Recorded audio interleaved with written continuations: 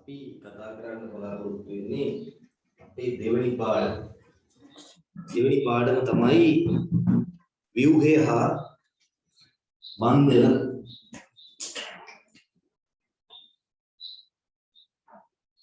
ව්‍යුහය හා බන්ධන තමයි අපේ දෙවෙනි පාඩම. ඊටාම වැදගත් පාඩමක්. මේක ඊටාම වැදගත්. මොකද ඉස්සරහට මේක රසායන විද්‍යාව කරගෙන යන්න මේ පාඩම ඊටාම වැදගත්.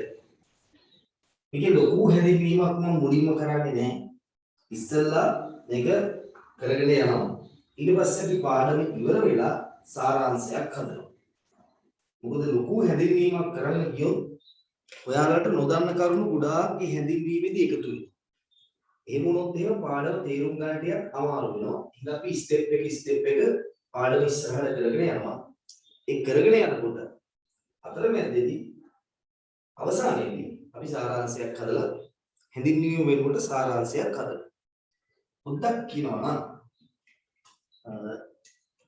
බන්ධන කියන එක ව්‍යුහයට යන්න කලින් අපි බන්ධන ගැන ඉගෙන ගන්න ඕනේ.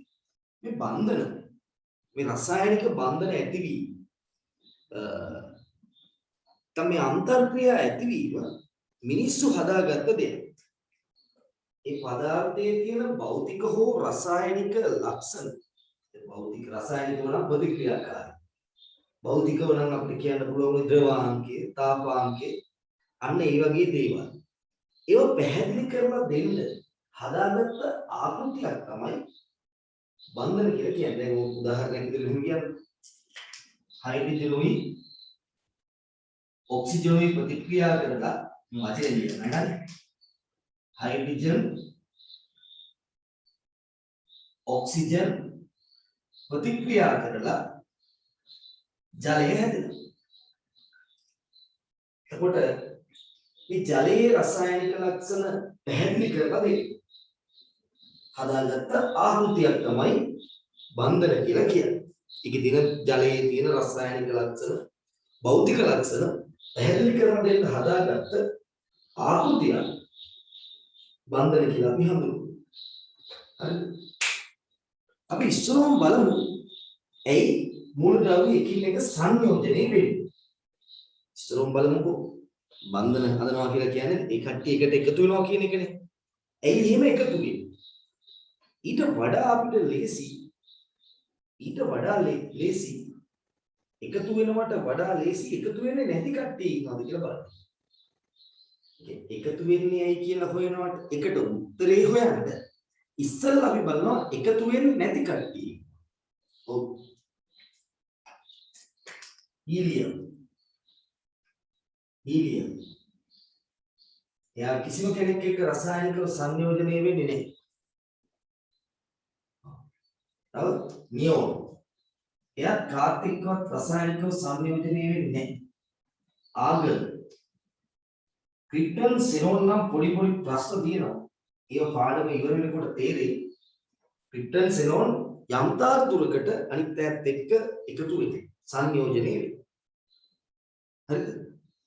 මේ සංයෝජනය වීම තමයි බන්ධන හැදෙනවා කියලා අපි කියන්නේ. එතකොට හීලියම් වයි බන්ධන හැදෙන්නේ නැති. හීලියම්ගේ ඉලෙක්ට්‍රෝන වින්‍යාසය ගත්තොත් 1s2. නියෝන්ගේ ඉලෙක්ට්‍රෝන වින්‍යාසය ගත්තොත් 2s2 2p6. ආගන්ගේ ඉලෙක්ට්‍රෝන වින්‍යාසය ගත්තොත් 1s2 තියෙනවා 1s2 2s2 2p6 3s2 3p6 බලන්න හොඳට අපි ඉලෙක්ට්‍රෝන වින්‍යාසය ලියනකොට හීලියම් හැර S2p6 ඉලෙක්ට්‍රෝන වින්‍යාස හැදින්නුවා ස්ථායී ඉලෙක්ට්‍රෝනික වින්‍යාස කියලා. පළවෙනි ශක්ති මට්ටමේ තියෙන්න පුළුවන් ඉලෙක්ට්‍රෝන දෙකයි S කාක්ෂිකයේ ඉන්න පුළුවන් ඉලෙක්ට්‍රෝන දෙකයි. ඒ නිසා හීලියම්ට තියෙන්නේ ස්ථායී ඉලෙක්ට්‍රෝනික වින්‍යාසය. එහෙනම් හීලියම්, නියෝන්, ආගන් බන්ධන හදන්නේ නැත්තේ ඇයි? එයාලා ස්ථායී. එයාලා තව කෙනෙක් එක්ක රසායනිකව සංයෝජනය වෙන්නේ නැත්තේ ඇයි? රසායනික බන්ධනයක් හදන්නේ නැත්තේ ඇයි? එයාලා ස්ථායී. එහෙනම් මෙයාලා ස්ථායි. හොඳ උත්තරයක් හම්බෙනවා. එහෙනම් අනිත් අය මෙයාලා හැර අනිත් අය පරමාණුවක් විදියට ඉන්නකොට එයාලගේ ඉලෙක්ට්‍රෝන වින්‍යාසය අස්ථායි. ඒ හින්දා එයාලා උත්සාහ කරනවා තවත් අයත් එක්ක එකතු වෙලා තමන්ගේ ඉලෙක්ට්‍රෝන වලාව මේ වගේ ස්ථායි තත්වයකට පත් කරගන්න. එතකොට මේ අස්ථායි පරමාණු එකතු වෙලා උත්සාහ කරනවා තමන්ගේ ඉලෙක්ට්‍රෝන උපයෝගී කරගෙන මොනවද මේ මොකක් කරන්නද ස්ථායි වෙන්නේ. එහෙම කරනකොට ඒ අය අතර ඇති වෙන බැඳීම. අන්න එතකොට ඒ අය අතර ඇති වෙන රසායනික සංයෝගය. අන්නේ බැඳීම තමයි අපි හඳුන්වන්නේ බන්ධනයක් කියන්නේ. එහෙනම් මොකටද බන්ධන හදන්නේ?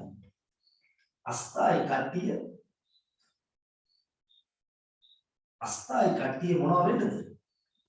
ස්ථායි වීම. අස්ථායි කට්ටිය ස්ථායි වීම. දැන් උදාහරණයක් විදිහට ක්ලෝරින් ගත්තොත් එහෙම ක්ලෝරින්ගේ සංයුතා කවචයේ තියෙන ඉලෙක්ට්‍රෝන 7ක්. ඒ කියන්නේ ක්ලෝරින්ගේ අවසාන කවචයේ 3s2 3p5. ඉතින් මෙයාට කොහෙන් හරි ඉලෙක්ට්‍රෝනයක් ලබා ගත්තොත් හරි හවුල් කරගත්තොත් හරි මෙයාට මේ ආගමික ඉලෙක්ට්‍රෝන වින්‍යාසය ළඟා කරගන්න පුළුවන්. ඒක ක්ලෝරින් තනියම ඉන්නවට වඩා තව කෙනෙක් එක්ක එකතු වෙන එක එයාට හොඳයි. අන්න ඒ නිසා එයා තව කෙනෙක් එක්ක සංයෝජනය වෙනවා මොන උපයෝගී කරගෙනද? ඉලෙක්ට්‍රෝන උපයෝගී කරගෙන. ඒතකොට ඒ දෙන්න අතර ඇති වෙන ආකර්ෂණය. ඒතකොට ස්ථායි කියන මොනව කරන්නද? අස්ථායි කියන මොනව කරන්නද? ස්ථායි වෙන්නේ. මොනව සහභාගී කරගෙනද? ඉලෙක්ට්‍රෝන සහභාගී කරගෙන. හරි. පරමාණු අතර එකම වර්ගයේ හැරි වෙනස් වර්ගයේ පරමාණු අතර ඇති කරගන්න ආකර්ෂණය තමයි කියන්නේ අපි හඳුන්වන්නේ ඒ ආකෘතිය තමයි අපි කියන්නේ රසායනික බන්ධනයක් කියන්නේ. හරි. මේ බන්ධන ගත්තාම ඒවා රසායනික බන්ධන ප්‍රධාන වර්ග තුනක් තියෙනවා. සහසංයුති බන්ධන, හරි, අයනික බන්ධන, ලෝහක බන්ධන කියන. එහෙනම් අපි මුලින්ම කතා කරන්න හදන්නේ රසායනික බන්ධන. තුනක් තියෙනවා. ඒකෙන් සහසංයුති බන්ධනය පිළිබඳව තමයි මුලින්ම කතා කරන්නේ. හරිද? එහෙනම් මාතෘකාව ලියන්න. මාතෘකාව ව්‍යුහය හා බන්ධන. ව්‍යුහය හා බන්ධන.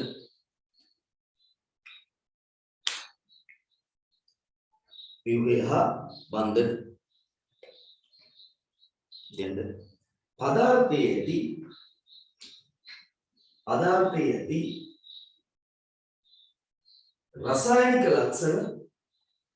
රසායනික ලක්ෂණ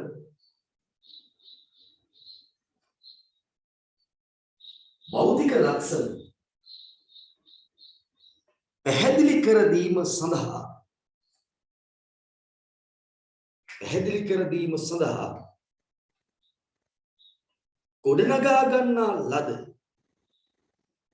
ගොඩනගා ගන්නා ලද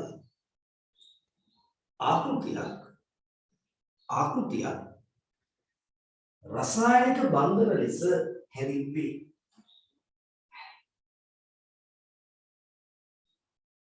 රසායනික බන්ධන ලෙස හැඳින්වේ.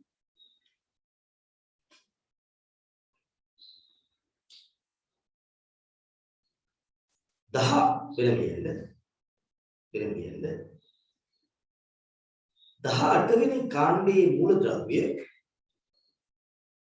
18 වෙනි කාණ්ඩයේ මූලද්‍රව්‍ය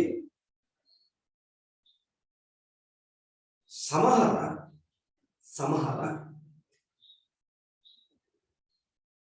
රසායනික බන්ධන සාධන්නේම නැත.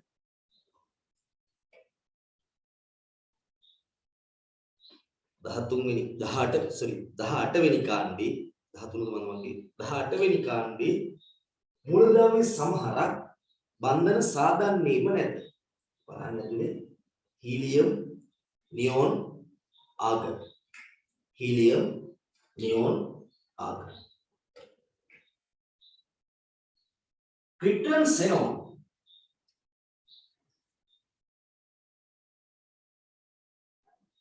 ක්‍රිප්ටන් හා සෙනෝන්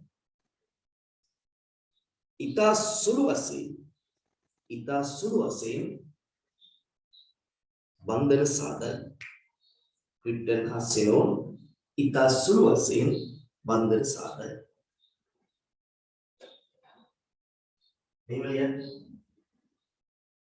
මෙවලිය ඉලෙක්ට්‍රෝන වින්‍යාසය, හීලියම් ඉලෙක්ට්‍රෝන වින්‍යාසය, නියෝන් ඉලෙක්ට්‍රෝන වින්‍යාසය, ආගන් ඉලෙක්ට්‍රෝන වින්‍යාසය ලියන්න.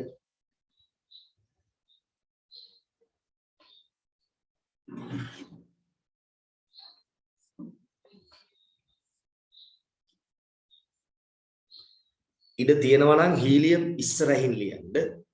ඉඩ තියෙනවා නම් හීලියම් ඉස්සරහින් ලියන්න.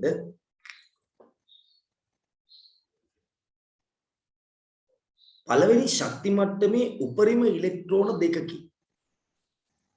පළමු ශක්ති මට්ටමේ උපරිම ඉලෙක්ට්‍රෝන දෙකකි. හීලියම් වල එය සම්පූර්ණ වී ඇත. පළවෙනි ශක්ති මට්ටමේ පැවතිය හැකි උපරිම ඉලෙක්ට්‍රෝන ගණන දෙකකි. හීලියම් ළඟ ඉඳ නැත්තම් වෙනම ලියන්න. හීලියම්ගේ එය සම්පූර්ණ වී ඇත.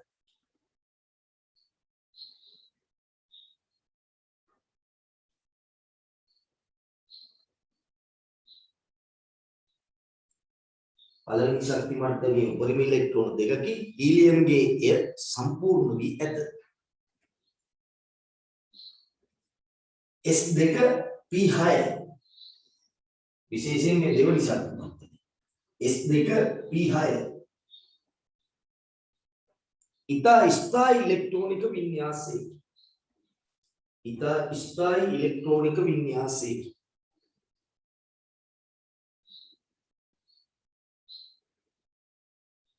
මේ දෙකට සංගල වරහන් දාලා ලිව්වත් කමක් නැහැ. මේ දෙකට සංගල වරහන් දාලා ලිව්වත් කමක් නැහැ. S2 P6 ඉතා ස්ථායි ඉලෙක්ට්‍රෝනික වින්‍යාසයකි. නැත්නම් පල්ලේ ලිව්වත් කමක් නැහැ.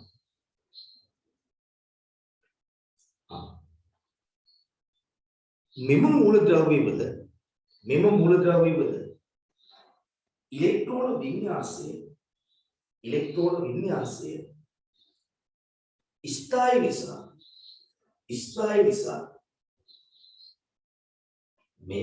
මේකේ පොඩි දෙයක් තියෙනවා. තව 3D තියෙනවා නේද? මෙහෙට යනකොට 3D තියෙනවා. මේ D කාක්ෂික 4D එහෙම තියෙන නිසා මේවා පොඩි ස්ථායිකාර විදවැටීමක් තියෙනවා. මෙම ඉලෙක්ට්‍රෝන වින්‍යාස ස්ථායි නිසා ඒවට වෙනස් වීමේ අවශ්‍යතාවයක් නැත. ඒවට වෙනස් වීමේ අවශ්‍යතාවයක් නැත.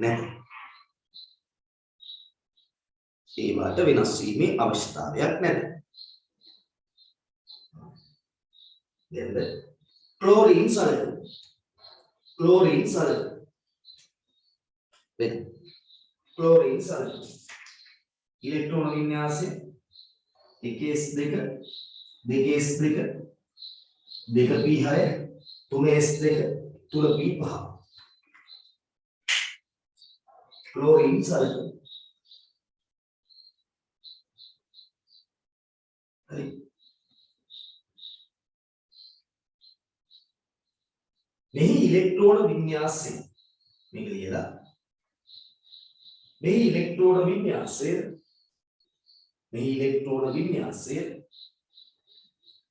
ස්ථායි නොවේ. එම නිසා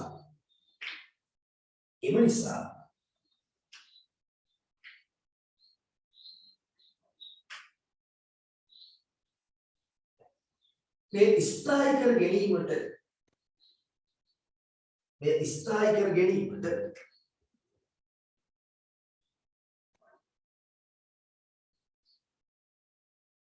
ඉලෙක්ට්‍රෝන ලබා ගැනීමක්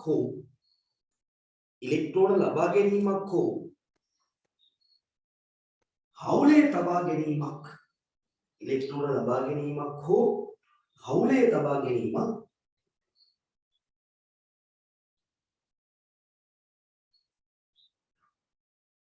සිදු කර ගනු ලබයි.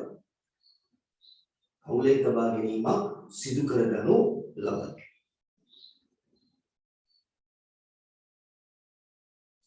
මෙවිට මෙම පරමාණුව අනෙක් පරමාණු ඒ කියන්නේ ඉලෙක්ට්‍රෝන දීපු හරි හවුල් කරපු හරි අනෙක් පරමාණුව අතර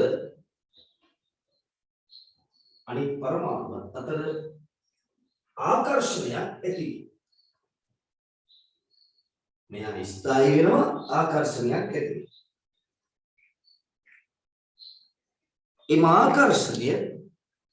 එම ආකර්ෂණය රසායනික බන්ධනයක් ලෙස හඳුන්වනු ලැබේ. එම ආකර්ෂණය රසායනික බන්ධනයක් ලෙස හඳුන්වනු ලැබේ. ඒ තනියම කෙනෙකුට බෑ ඒක කරන්න. ඒ කියන්නේ තව කෙනෙක් ඕනේ. තව එක්කෙනෙක් හරි කීප දෙනෙක් හරි ඕනේ. එතකොට තනි පරමාණුක ස්ථායි වෙන්නේ. එතකොට මේ දෙන කෙනාත් ස්ථායි වෙනවා. මෙයා ගන්නවා මෙයා ස්ථායි වෙනවා නම් අරයා දුන්නා එයත් ස්ථායි. ඒ කියන්නේ පරමාණු එකකට වඩා වැඩි පද්ධතියක්. අපි ඒක කියනවා බහු පරමාණුක පද්ධතිය. පරමාණු එකකට වඩා වැඩි නම් අපි ඒක කියනවා බහු පරමාණුක පද්ධතිය. එහෙනම් අස්ථායි කවුද? බහු පරමාණුක පද්ධතිය. මොකක් වෙන්නද? ස්ථායි වෙන්නේ. මොනවා යොදාගෙනද? ඉලෙක්ට්‍රෝන. කොහෙද තියෙන්නේ? අවසාන කවචයේ තියෙන්නේ. මේ අවසාන කවචයේ තියෙන ඉලෙක්ට්‍රෝන වලට අපි කියනවා සංයුතිතා කවචයේ ඉලෙක්ට්‍රෝන. සංයුතිතා කවචයේ ඉලෙක්ට්‍රෝන සහභාගී කරගෙන ඇති කරගන්න ආකර්ෂණ වලට තමයි අපි කියන්නේ රසායනික බන්ධන. ඒ ආකෘතිය තමයි අපි කියන්නේ රසායනික බන්ධනයක් කියන්නේ. එහෙනම් දැන්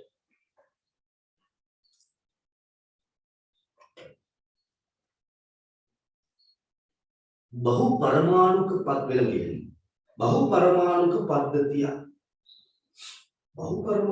පද්ධතිය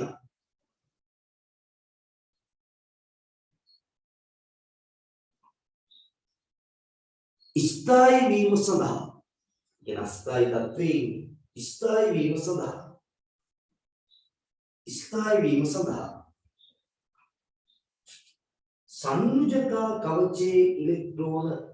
සංයුජතා කවචයේ ඉලෙක්ට්‍රෝන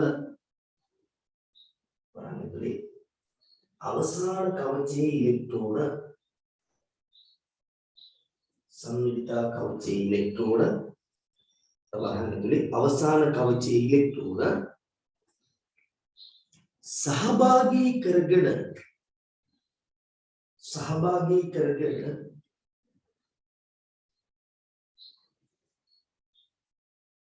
පරමාණු අතර ඇති කරගන්නා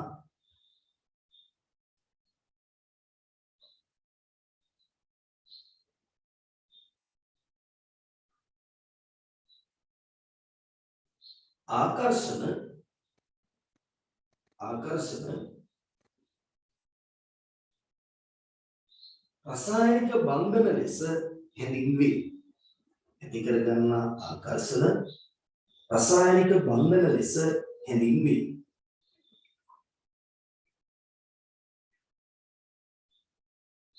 හරි. දැන් රසායනික බන්ධන වර්ග කීයක් තියෙනවද? 3යි. රසායනික බන්ධන වර්ග 3යි. එකක් සහසංයුජ බන්ධන, අනික අයනික බන්ධන, අනික ලෝහක බන්ධන. මේ තුන ප්‍රාථමික අන්තර්ක්‍රියා කියලා හඳුන්වනවා. මේ තුන ප්‍රාථමික අන්තර්ක්‍රියා කියලා කියනවා. දැන් අනුමාතිකාව දැන් බන්ධනයේ රසායනික බන්ධන. බන්ධනවල රසායනික බන්ධන. ඒ කියන්නේ රසායනික ව්‍යුහයට බලපාන බන්ධන ගැන අපි කතා කරන්නේ. රසායනික ලක්ෂණ වලට බලපාන දේ ගැන තමයි කතා කරන්නේ. රසායනික බන්ධන.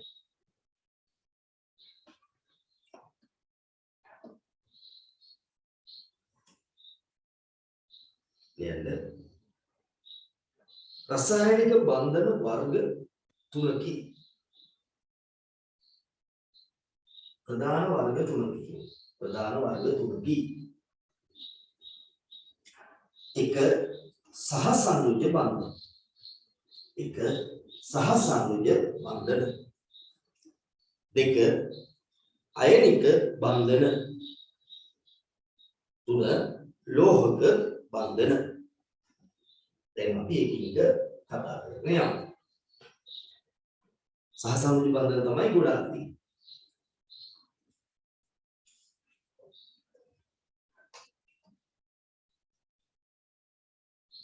දැන් ඉස්සරෝම විද්‍යාඥයෝ හිතුවේ මේ බන්ධනයේ හදලා ස්ථායී වෙනවා කියලා කියන්නේ තමන්ගේ ඉලෙක්ට්‍රෝන අෂ්ටකය සම්පූර්ණ කරගන්න එකට. අර S2යි P6යි වුණාම එකම ශක්ති මට්ටමේ S2 P6 ඉස්සෙල්ලා එහෙම එකක් දැනන් හිටියේ නෑනේ. ආදිම කාලේ විද්‍යාඥයෝ දැනන් හිටියේ නෑ. SP එහෙම ශක්ති මට්ටම් තියනවා කියලා දැනන් හිටියේ නෑ. ඒත් එයාලා හිතුවේ අෂ්ට 8 ඉලෙක්ට්‍රෝන 8 සම්පූර්ණ කරගන්න තමයි මේ බන්ධන හදන්නේ. හයිඩ්‍රජන් හැර අනිත් අය බන්ධන හදන්නේ තමන්ගේ අවසාන කවචේ නැත්නම් අර සංයුජිතා කවචේ ඉලෙක්ට්‍රෝන අෂ්ටකය සම්පූර්ණ කරගන්න කියලා. හරිද? ඒකට කියනවා අෂ්ටක නීතිය කියලා. මේවා මේ දැන් අතීතේ. අෂ්ටක නීතිය.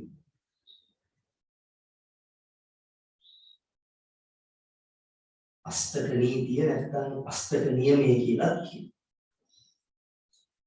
මොකද එයාලා හිතුවේ හැමෝගෙම සංයුජිතා කවචේ ඉලෙක්ට්‍රෝන 8ක්.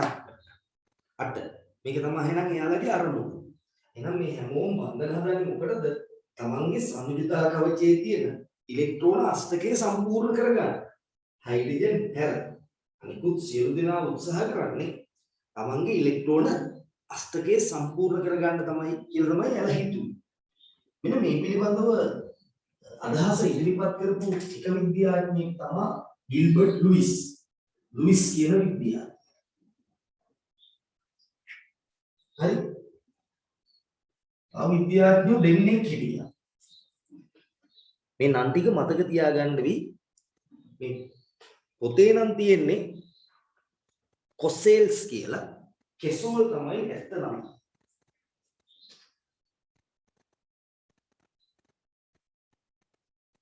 කෙසෝල් ඊළඟ කෙනා ලෑන්ඩ් මුවර්. ලෑන්ඩ් මුවර් ඔය නම් තුන නිකන් මතක තියාගන්න හදිස්සිය මේක අලුතෙන් දාලා තියෙන එකක්. ඉස්සර අපි ලුයිස් කෙසෝල් කියලා තියෙන්නේ තමයි මේ අෂ්ටක නීතිය කියලා කියන්නේ. කෙසෝල් තමයි මේකේ තියෙන්නේ කොසෙල්ස් කියලා. ලුයිස් කෙසෝල් ලෑන්ඩ් මුවර් කියලා විද්‍යාඥයෝ තුන්දෙනා තමයි මේ පිළිබඳව අදහසක් ඉදිරිපත් කළේ. ඒක මහ ලොකු දෙයක්ද? නෑ. ඔයාලා දන්න ඕලේ වලක් දන්න මොකක්ද? බන්ධන හදන්නේ මොකක් සඳහාද? සංයුජිතා කවචයේ ඉලෙක්ට්‍රෝන 8 සම්පූර්ණ කරගන්න. බන්ධන හදන්නේ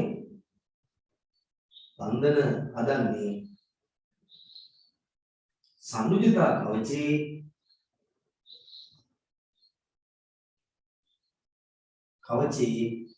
කවචේ කියන්නේ සංයුජිතා ශක්ති මට්ටමේ අවසාන ශක්ති මට්ටමේ කවචේ මොනවද? ඉලෙක්ට්‍රෝන 8 තමයි අෂ්ටකය කියන්නේ. 8 සම්පූර්ණ කරගෙන සම්පූර්ණ කර ගැනීමට පැහැදිලිද? ඒකත් පොඩ්ඩක් ලියන්න ඉන්න. දැන් අපිට බන්ධන වර්ග 3යි රසායනික බන්ධන කියලා ලිව්වා. රසායනික බන්ධන ප්‍රධාන වර්ග 3යි. සහසංයුජ බන්ධන, අයනික බන්ධන, ලෝහක බන්ධන. ඊට එතකොට එයාලා ඒ කාලේ පළවෙනියටම හිතුවේ අෂ්ටකය සම්පූර්ණ කරගන්න එක තමයි ස්ථායී වෙනවා කියලා කියන්නේ. අෂ්ටකය සම්පූර්ණ කරන එක තමයි ස්ථායී වෙනවා කියලා කියන්නේ. එහෙම තමයි එයාලා හිතුවේ. දැන් ගිල්බර්ට් ලුයිස් කොසෙල්ස් නැත්නම් කෙසෝල් තමයි ඇත්ත නම පොත්වල තියෙන්නේ. කොසෙල්ස් ලෑන්ඩ් මුවර්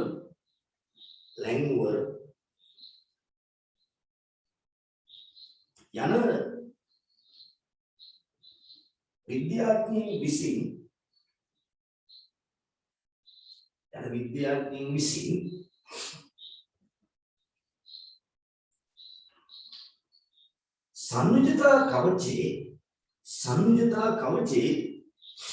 සංයුජතා කවචේ ඉලෙක්ට්‍රෝන අෂ්ටකය ඉලෙක්ට්‍රෝන 8 නැත්නම් අෂ්ටකය සම්පූර්ණ කිරීමට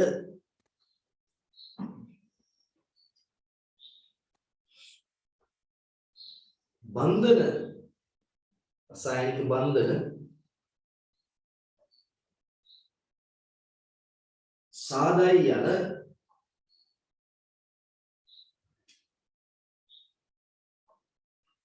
නීතිය නැත්නම් නියමය ඉදිරිපත් කරන ලද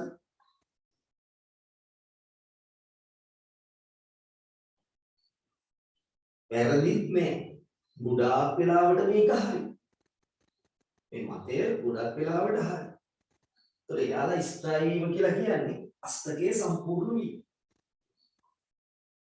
එතකොට ලුයිස් කොසෙල්ස් ලැන්ග්වර් නම් විද්‍යාඥයින් විසින් සංයුජිතා කවචයේ ඉලෙක්ට්‍රෝන අෂ්ටකය සම්පූර්ණ කිරීමට බන්ධන සාධන්නේ යයි මතයක් නැත්නම් නීතියක් ඉදිරිපත් කරන ලදී. මෙය අෂ්ටක නීතිය ලෙස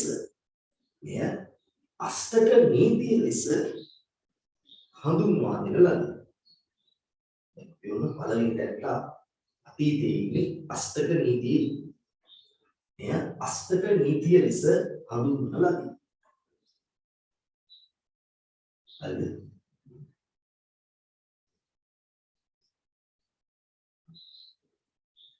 වරණකලියද මුලින්ම සිදුවේ නැත්නම් මුලින්ම විද්‍යාඥයින් ප්‍රකල්පනය කළේ අෂ්ටකයක් සාදා ගැනීම නැත්නම් ඉලෙක්ට්‍රෝන 8 සම්පූර්ණ කිරීම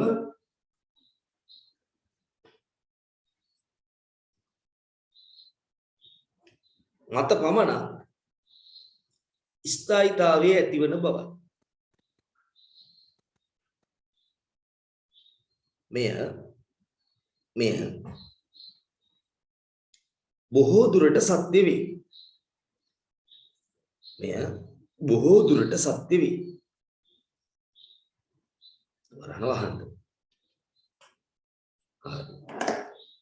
එළියන්න මාතෘකාව සහ සංයුජ බන්ධන.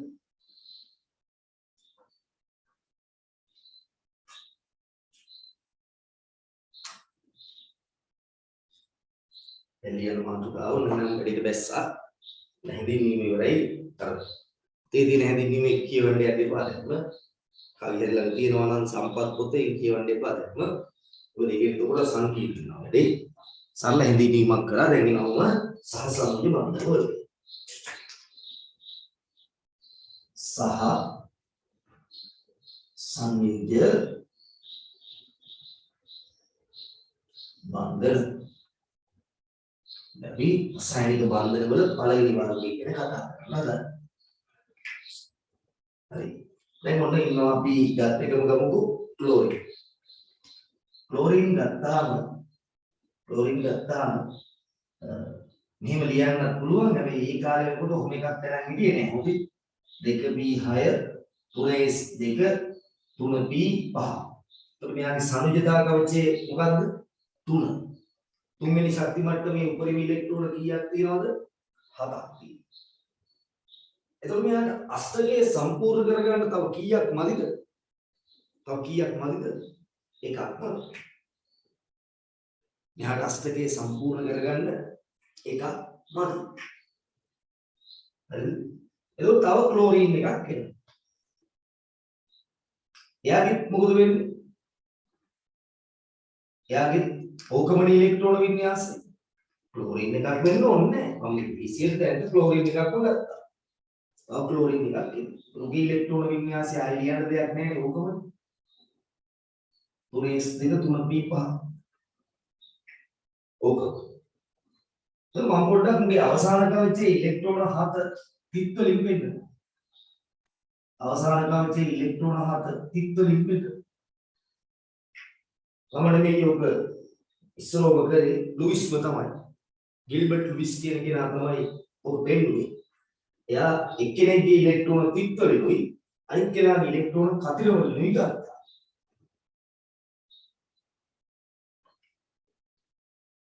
ඔය අපි දන්නවා මේ මුන් දෙන්නගේම විද්‍යුත්තාවය සමානයි. පරමාණු දෙකක් අතර විද්‍යුත්තාව වෙනස ශූන්‍ය හෝ කුඩා වෙන විට මේ මහා ලොකු වෙනසක් මුන් දෙන්න අතර නැත්තම් ඒකේ සීමාවක් ඉතින් මට හරියටම කියන්න බෑ. ඒක ඉතින් 1.7ක් වගේ කියලා තමයි කියන්නේ. සමහර වෙලාවට 2.1ක් වෙනවා. සමහර වෙලාවට කොහොම නොවන තැනුත් තියෙනවා.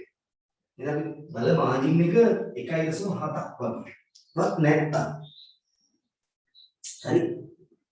දැන් ඉතින් මූට ස්ථායි වෙන ඉලෙක්ට්‍රෝන එකක් ඕනේ කියලා. එහෙම නැත්තම් මුගේ ඉලෙක්ට්‍රෝන ගන්න බෑ. මූට වඩා මූ ගොඩක් විද්‍යුත් වෙන නම් මූට පුළුවන් මුගේ ඉලෙක්ට්‍රෝන ගන්න. මූට පුළුවන් එතකොට දෙන්න.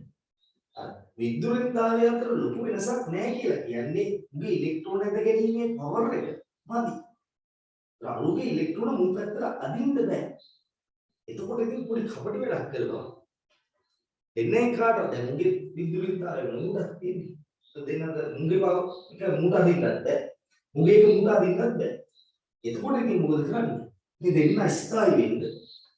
මෙයාගෙන් ඉලෙක්ට්‍රෝනයක් මෙයාට, මෙයාගෙන් ඉලෙක්ට්‍රෝනයක් මෙයාට හවුලේ තියෙන්නේ. හවුලේ තියෙන්නේ. අන්නේ ඉලෙක්ට්‍රෝන සංජිතා කවචයේ තියෙන ඉලෙක්ට්‍රෝන හවුල් කර ගැනීම නිසා ඇතිවන බන්ධන අපි හඳුන්වනවා සහයෝගයෙන් හදාගත්ත සහයෝගයෙන් දෙන්න සංයෝජනය වෙලා හදාගත්ත බන්ධනේ සහසංජය බන්ධනයක් කියනවා. එතකොට පරමාණු දෙකක් අතර සැලකිය යුතු විද්‍යුත්තා පරතරයක් නැති විට ඒ පරමාණු ස්ථායී වීම සඳහා සංයුජතා කවචයේ ඉලෙක්ට්‍රෝන අවශ්‍ය ප්‍රමාණය දැනට අපි යන්නේ අෂ්ටකයේ සම්පූර්ණ වෙන්නේ. දැනට අපි පිළිපදින්නේ අෂ්ටකය. හරි? ස්ථායී වෙන්න තමන්ගේ අවශ්‍ය පරිදි ඒ අෂ්ටකයේ දැනට සම්පූර්ණ වෙන පරිදි දැනට ගන්නේ සම්පූර්ණ වන පරිදි ඉලෙක්ට්‍රෝන හවුල් කරගන්න.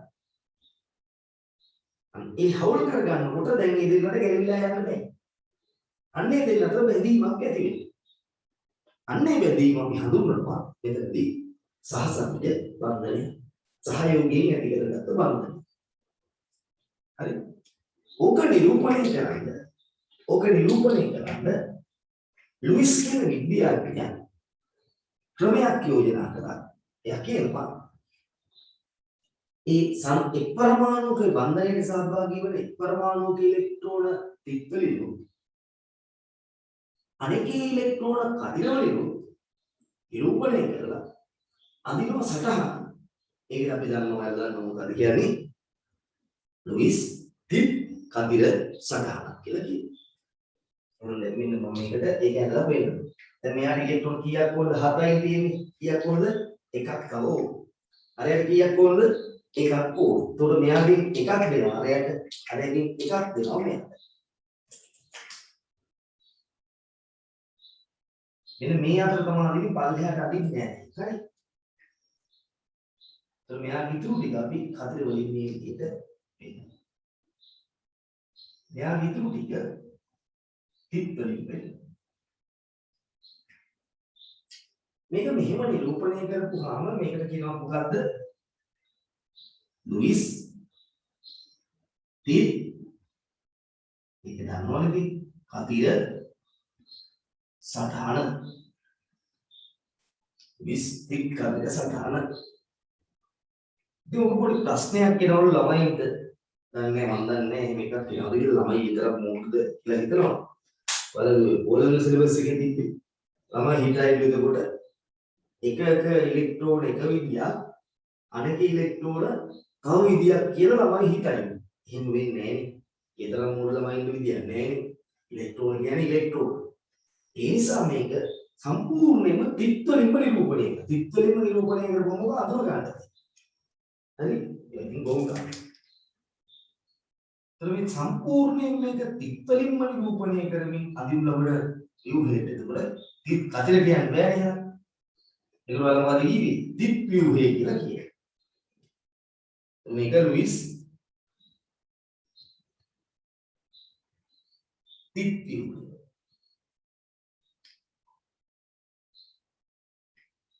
ඔය එක සහසම්මුති බන්ධනයක් කුඩා ඉරකී මේ පැත්තෙන් තියෙනවා නම් මේ දෙකක් ගහන්න ඕනේ මෙහෙම තියෙනවා. දැන් වටේට මේකට ඉතින් මෙහෙම ගහන්නේ නැහැ. දැන් සමහර අය එහෙම ගන්නවා. ඒ කියන්නේ මේක මේ පැත්තෙන් එක බන්ධ මේ පැත්තෙන් B එක මේ පැත්තෙන් තියෙනවා කියන්නේ මේකට හරස් මේකට මේ හරස් එකක් ගහලා තේරුම්න්නේ නැහැ. ඒතර ඉලෙක්ට්‍රෝන දෙක වෙනකොට එහෙම ඉලක් ගහනවා. ඔන්න මේ විදිහට. කුඩා ඉරක් අර බන්ධන වලට සහභාගී නොවූ සංයුජිතා කවචයේ ඉලෙක්ට්‍රෝන තිත්වලින් වෙන්නවා. මෙන්න මේකට කියනවා තිත් ඉරි ව්‍යුහය. නැත්නම් ලුයිස් ව්‍යුහය. ලුයිස් ව්‍යුහ සූත්‍රය ඕන එකක් හරි. තිත් ලුයිස් තිත් ඩොට් ඉරි ව්‍යුහය. ඒ තමයි කියනවා ලුයිස් ව්‍යුහ सूत्र लुईस व्यूह सूत्र නැත්නම් කෙටියෙන් ලුයිස් ව්‍යුහය කෙටියෙන් ලුයිස් ව්‍යුහය කියලා කියනවා. ඔන්න ඉතින් ඒක විදිහට නිරූපණය කරන්න පුළුවන්. ඔය මොකුත් නැතුව පුතේ අකුල්ල කෙටි කරලා ලියන එකට අපි කියනවා මොකක්ද? අකුල්ල කෙටි කරලා ලියන එකට අපි කියනවා අණුක සූත්‍රය. ඔන්න Cl වල අණුක සූත්‍රය. එතකොට ක්ලෝරින් කියන කෙනා ස්වභාවයේ කවදාවත් තනි පරමාණුවක් විදිහට ඉන්නේ නැහැ. එයා ඉන්නේ. තව ක්ලෝරින් කෙනෙක් ඉන්නවා නම් ක්ලෝරින් වල තියෙන Cl නෙමෙයි Cl2 කියන අණුව. ඒක තියෙන්නේ මෙන්න මේ විදිහට. ඒකේ ව්‍යුහය තමයි මේ තියෙන්නේ. මෙහෙම එකක් ඇත්තටම තියෙන දිරි ගහලා එහෙම නෑ. මේක පොඩි නිරූපණය කිරීම. මේක නිරූපණය කිරීම. හරි. දැන් අපි සහසංයෝජ බන්ධන කියලා ලිව්වා. හරි. සහසංයෝජ බන්ධන. ඒතර කොහොමද පරමාණු දෙකක් අතර සැලකිය යුතු විද්‍යුත්තා වෙනසක් නැත්නම් ඒවා ස්ථායී වෙන්න තමන්ගේ සංයෝජිතා කවචයේ තියෙන ඉලෙක්ට්‍රෝන අවශ්‍ය පරිදි බොහෝ විට අෂ්ටකයේ සම්පූර්ණ වන පරිදි හවුලේ තියා ගන්නවා. එතකොට ඒවා අතර ඇති වෙනවා බැඳීම. ඒ හවුලේ තබා ගැනීමෙන් ඇතිවන බන්ධනය සහසංයෝජ බන්ධනය. කියන්නේ සහසංයෝජ බන්ධන කියලා මාතෘකාව ලියලා ඇති. ඒ කියන්නේ තේලියන්න පරමාණු දෙකක් අතර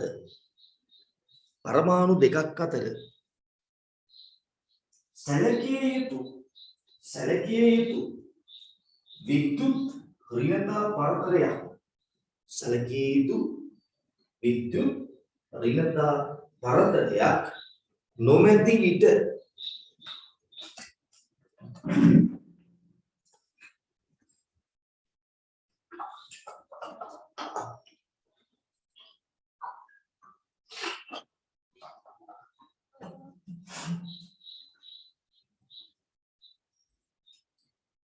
පරමාණු දෙකක් අතර සැලකිය යුතු විද්‍යුත් ඍණතා පරතරයක් නොමැති විට ඒවා ස්ථායී වීමට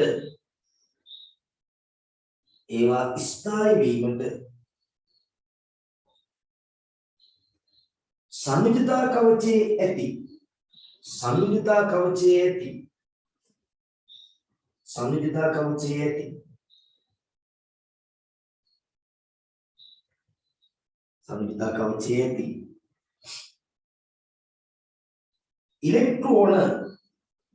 ඉලෙක්ට්‍රෝන අවශ්‍ය පරිදි කියන්නේ තමන් ස්ථායී වෙනකම් අවට ගියාට නෙමෙයි අවශ්‍ය පරිදි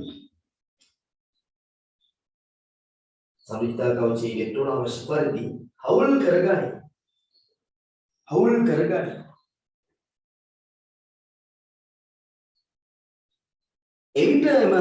එවිටම පරමාණු අතර ඉලෙක්ට්‍රෝන හවුලේ තියාගෙන එවිටම පරමාණු අතර ඇතිවන බන්ධනය සහසන්නුජ බන්ධනයක් ලෙස හැඳින්වේ. සහසන්නුජ බන්ධනයක් ලෙස හැඳින්වේ.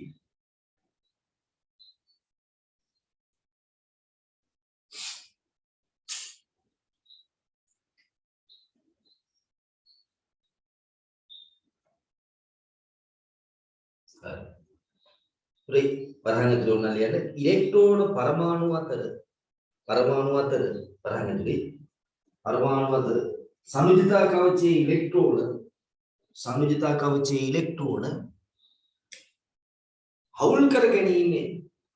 හවුල් කර ගැනීමෙන් ඇතිවන බන්ධන සහ සංයුජ බන්ධන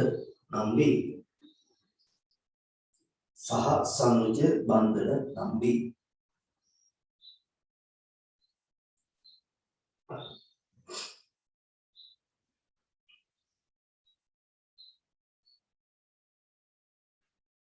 මේක පැහැදිලි ඇති කියලා මම හිතනවා. ටිප්පලින් කතර වලින් පෙන්නලා ගත්තොත් ඒක ලුයිස් ටිප් කතර සටහන. ටිප්පලින් විතරක් යනු ඩොට් ස්ට්‍රක්චර් එක කියලා කියනවා ලුයිස් ටිප් view එක. බන්ධනයේ වෙනුවට කුඩා ඉරක් දාලා යනොත් ඒකට අපි කියනවා ලුයිස් ටිප් ඉරි view එක. නැත්නම් ලුයිස් view සූත්‍රය නැත්නම් ලුයිස් view එක පල්ලෙහාන් කියන ලුයිස් view එක කියලා කියනවා. හරියද? ක්ලෝරින් සලකමු කියලා මේ විදිහට ලියන්න. හඳුන්වා දෙන්න ගන්න ඕන නම් ලියන්න.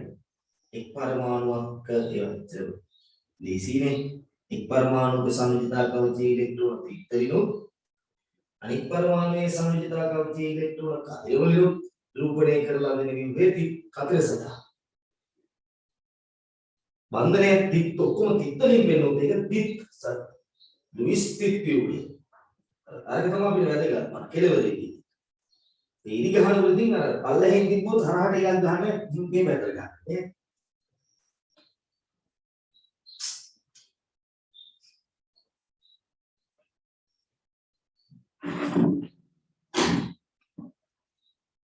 ඒ විදිහටම වැදගත් තුනට බෙදලා. අනුක සූත්‍රය අතර ලියන්න.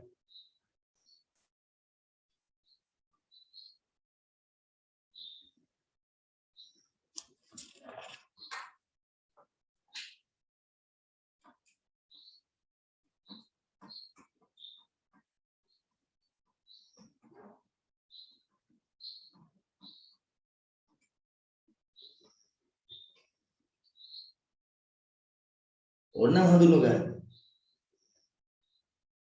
අණුක සූත්‍රය කියන්නේ බන්ධන මොකුත් නැහැ තියෙන පරමාණු නියම ප්‍රමාණ දක්වන සූත්‍රය තමයි අණුක සූත්‍රය කියලා කියන්නේ.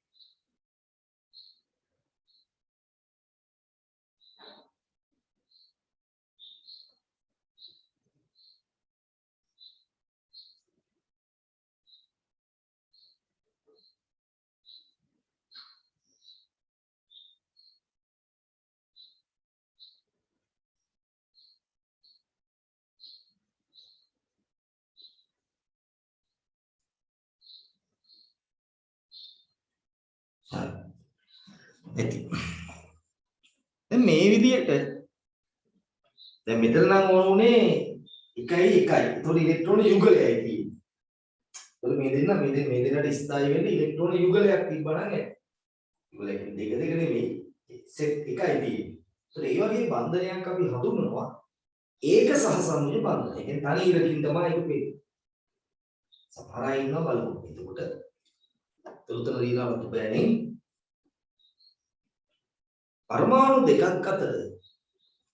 පරමාණු දෙකක් අතර ඉලෙක්ට්‍රෝන යුගලයක් හවුල් කරගනින්න දෙකයි. එය ඒක සහසන්නුජ බන්ධනය. එනම් තනි බන්ධනයක් ලෙස හැඳින්වේ. හරිද? ඊළඟට ගන්න ඔක්සිජන්. බලමු මොකද වෙන්නේ කියලා. මොකුත් වැඩ කරන්න එපා. ඉස්සරහ බලමු ඔක්සිජන්. ඉතින් දැන් මේ හවුල් කරගන්න ඉලෙක්ට්‍රෝන ගාන සංයුජතාවය කියන්නේ. දැන් මුගේ සංයුජතාවය 1යි. උඩෝන 1යි තව හවුලට ඕන 1. කියන්නේ හවුලට හරි තව ඉලෙක්ට්‍රෝන එකක් තිබ්බනම් උ ස්ථාන. ඒක උගේ අපි හඳුන්වන්නේ උගේ සංයෝජනතාවය. හරි? ඒක උගේ සංයෝජනතාවය කියලා අපි හඳුන්වනවා. तर මේ ක්ලෝරින්ගේ සංයෝජනතාවය එකයි.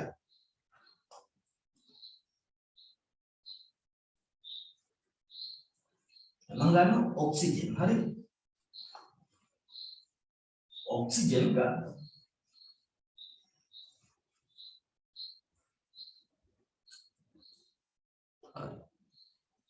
ऑक्सीजन में ये उदाहरण देख ऑक्सीजन හරි එතකොට මෙතන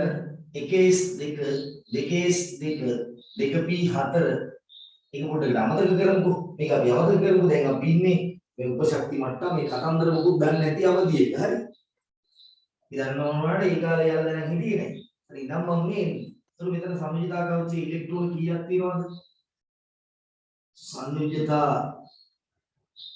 කවචේ ඉලෙක්ට්‍රෝන 6යි. එතකොට ස්ථායී වේග තව කීයක් මදිද? දෙකක් අවශ්‍යයි. මොකද අපි යන්නේ දැන් අෂ්ටක නීතිය අනුගමනය කරමින් තමයි යන්නේ. එහෙනම් අෂ්ටකය සම්පූර්ණ වීමට ඉලෙක්ට්‍රෝන දෙකක් අවශ්‍යයි. අෂ්ටකය සම්පූර්ණ වීමට ඉලෙක්ට්‍රෝන දෙකක් අවශ්‍ය වේ. නේ? දැන් ඔන්න හිතන්න දැන් එයා ළඟට තවත් ඔක්සිජන් කෙනෙක්ම එනවා. ඈ? දැන් ඔයාලා බලන්න මේ සමාන දෙන්නෙක් නෑ තාම නෑ අපි මේ සරල දැනිය යන්නේ. සමාන දෙන්නෙක් පිළිද කියලා එකක් නෑ. එතකොට මේ ඔක්සිජන් එක ඕන් තිත්තලින් මම පෙන්නනවා 6. මේ කතන්දරේ දැන් අවබෝධයි. මේක අපි පොඩ්ඩක් පැත්තකින් තියෙන්නේ. ඔන්න මුගේ තිත්තලින් පෙන්නවා 6.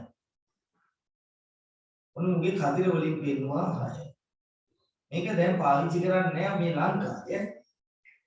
මේක පාවිච්චි කරන්නේ නැහැ මොකද ලංකාවේ ළමයි මෝඩයි කියලා උකල්පණය කරලා තියෙනවා. මම දන්නේ. හරි. එතකොට දැන් ඔන්න මුඩ කීයක් මදිද? දෙකක්ම. අරුණට දෙකක්ම. මුඩ පුළුවන් නම් මුගේව ගන්න බෑ. එයි දෙන්නගේ පරතරයක් නැහැ. විදුලිතා පරතරයක් නැහැ. එහෙනම් ඔක්සිජන් ඔක්සිජන්ගෙන් ඉලෙක්ට්‍රෝන ගන්න බෑ. එහෙනම් ස්ථායි වෙන්න නම් ඔක්සිජන් අතර ඉලෙක්ට්‍රෝන යුගල් එකක් තියලා බෑ දෙකක් තියන්න ඕන. එහෙනම් ස්ථායි වීමට ඔක්සිජන් පරමාණු අතර තව විදිහකට කියනවා ඔක්සිජන් දෙකක් ඕන. ඔක්සිජන් පරමාණු අතර ඉලෙක්ට්‍රෝන යුගල් දෙකක් හවුලේ තිබිය යුතුයි. එහෙනම් මම මේක තික්කට සටහන ඇන්දොත් ඔක්සිජන් තිතයි කතිරේ මොන මුදුන්න එකක් මුදුන්න මදි මුදුන්න එකක් හරි එතන ඉතුරුවා කතිද මොකද තිත් ඔය මොකද්ද තිත් කතිර සටහන එතන මේක කෙටි කරමු අනුක සූත්‍රය මේ මොකද්ද තිත් කතිර සටහන තිත් ව්‍යුහය අදින්න කිව්වොත් තිත් දෙකයි ඕ මේවත් ඔක්කොම තිත් පැටලෙන තමයි එතකොට ඔව් මොකද තිත් ව්‍යුහය මොකද ලුයිස් දාන්න ඕන ඉස්සරහට ලුයිස් තිත් කතිර සටහන ලුයිස්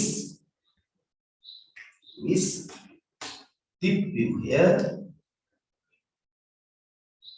තිත් ව්‍යුහය ලුයිස් තිත් සටහන මෙතන මොකද වෙන්නේ එක බන්ධනයකට කෙටි ඉරක් දාන. ඒක ඉතින් කියන්න ඕනේ නැහැ නේද? එක බන්ධනයකට කෙටි ඉරක් දාන. ඒතර මෙතන බන්ධන දෙකක් නිසා මම ඉරි දෙකක් දානවා. කිව්වා මේ දැන් මට කියන්න එකක් අමතක වුණා. මේ බන්ධන වලට සහභාගී නොවු ඉලෙක්ට්‍රෝන වලට අපි කියන්නේ ලෝන් පෙයර්ස් නැත්නම් එකසර ඉලෙක්ට්‍රෝන වෙන්නේ නම් එකසාර ඉලෙක්ට්‍රෝන යුගලය. උඩ මම ඒක ලියනවා මෙතන. ඒක ඔයාලා ලියා ගන්න. බන්ධන වලට සහභාගී නොවන සංයුජතා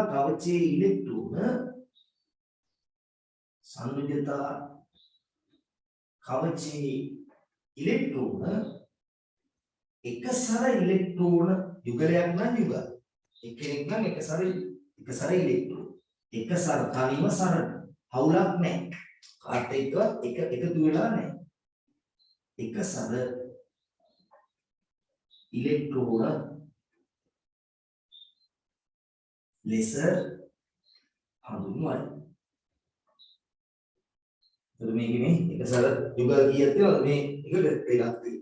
එතකොට මේක මොකක්ද? ලුයිස්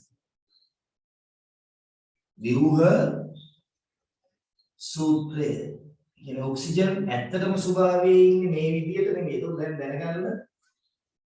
ස්වභාවයේ එතකොට ඔක්සිජන් තනි පරමාණුවක් විදිහට ඉන්නේ. එයාට එතකොට ඉලෙක්ට්‍රෝන අෂ්ටකයේ සම්පූර්ණ නැහැ. එයා ස්ථායි නැහැ. එතකොට මේ වායුගෝලයේ තියෙන ඔක්සිජන් කියන ඒවා ඔක්කොම ඉන්නේ කොහොමද?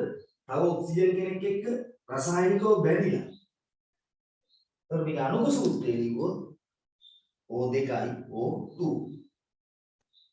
O2 අණු විදිහට තමයි ඉන්නේ. ස්වභාවයේ ඔක්සිජන් තනි පරමාණු ඒ කවුරුද අහනවා නේද? ඒ ඔක්සිජන් තනි පරමාණුවක් විදිහට පවතින්නේ චුට්ටක් කියන්නේ කොහොමද? ඔක්සිජන් ගත්තාම එයාගේ සම්පූර්ණ කවචේ ඉලෙක්ට්‍රෝනයිදී ඒක ස්ථායි නේ. එයා ස්ථායි වෙන්න තව ඔක්සිජන් කෙනෙක් එක්ක හරි ගියොත් ඒ දෙන්නටම ස්ථායි වෙන්න ඉලෙක්ට්‍රෝන දෙක ගානේ ඕන. ඒතකොට ඒ නිසා ඒ ඉලෙක්ට්‍රෝන යුගලයේ ගානේ හවුල් ඉලෙක්ට්‍රෝන යුගල දෙකක් හවුලේ තියන්නේ. එතකොට එයාලා ඉන්නේ පරමාණු දෙකක් තියෙන අණුවක් විදියට. මේ වගේ පරමාණු දෙකක් තියෙන අණු වලට අපි කියනවා ද්විපරමාණු. තුනක් තිබොත් ත්‍රිපරමාණු. ඔන්නයි. මේක ලියාගෙන මොලියලා.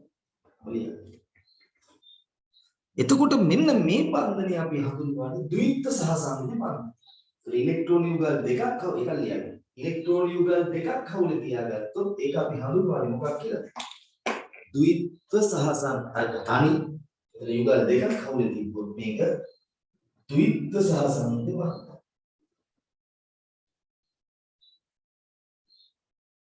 ද්විත්ව සහසම්පූර්ණ බන්ධන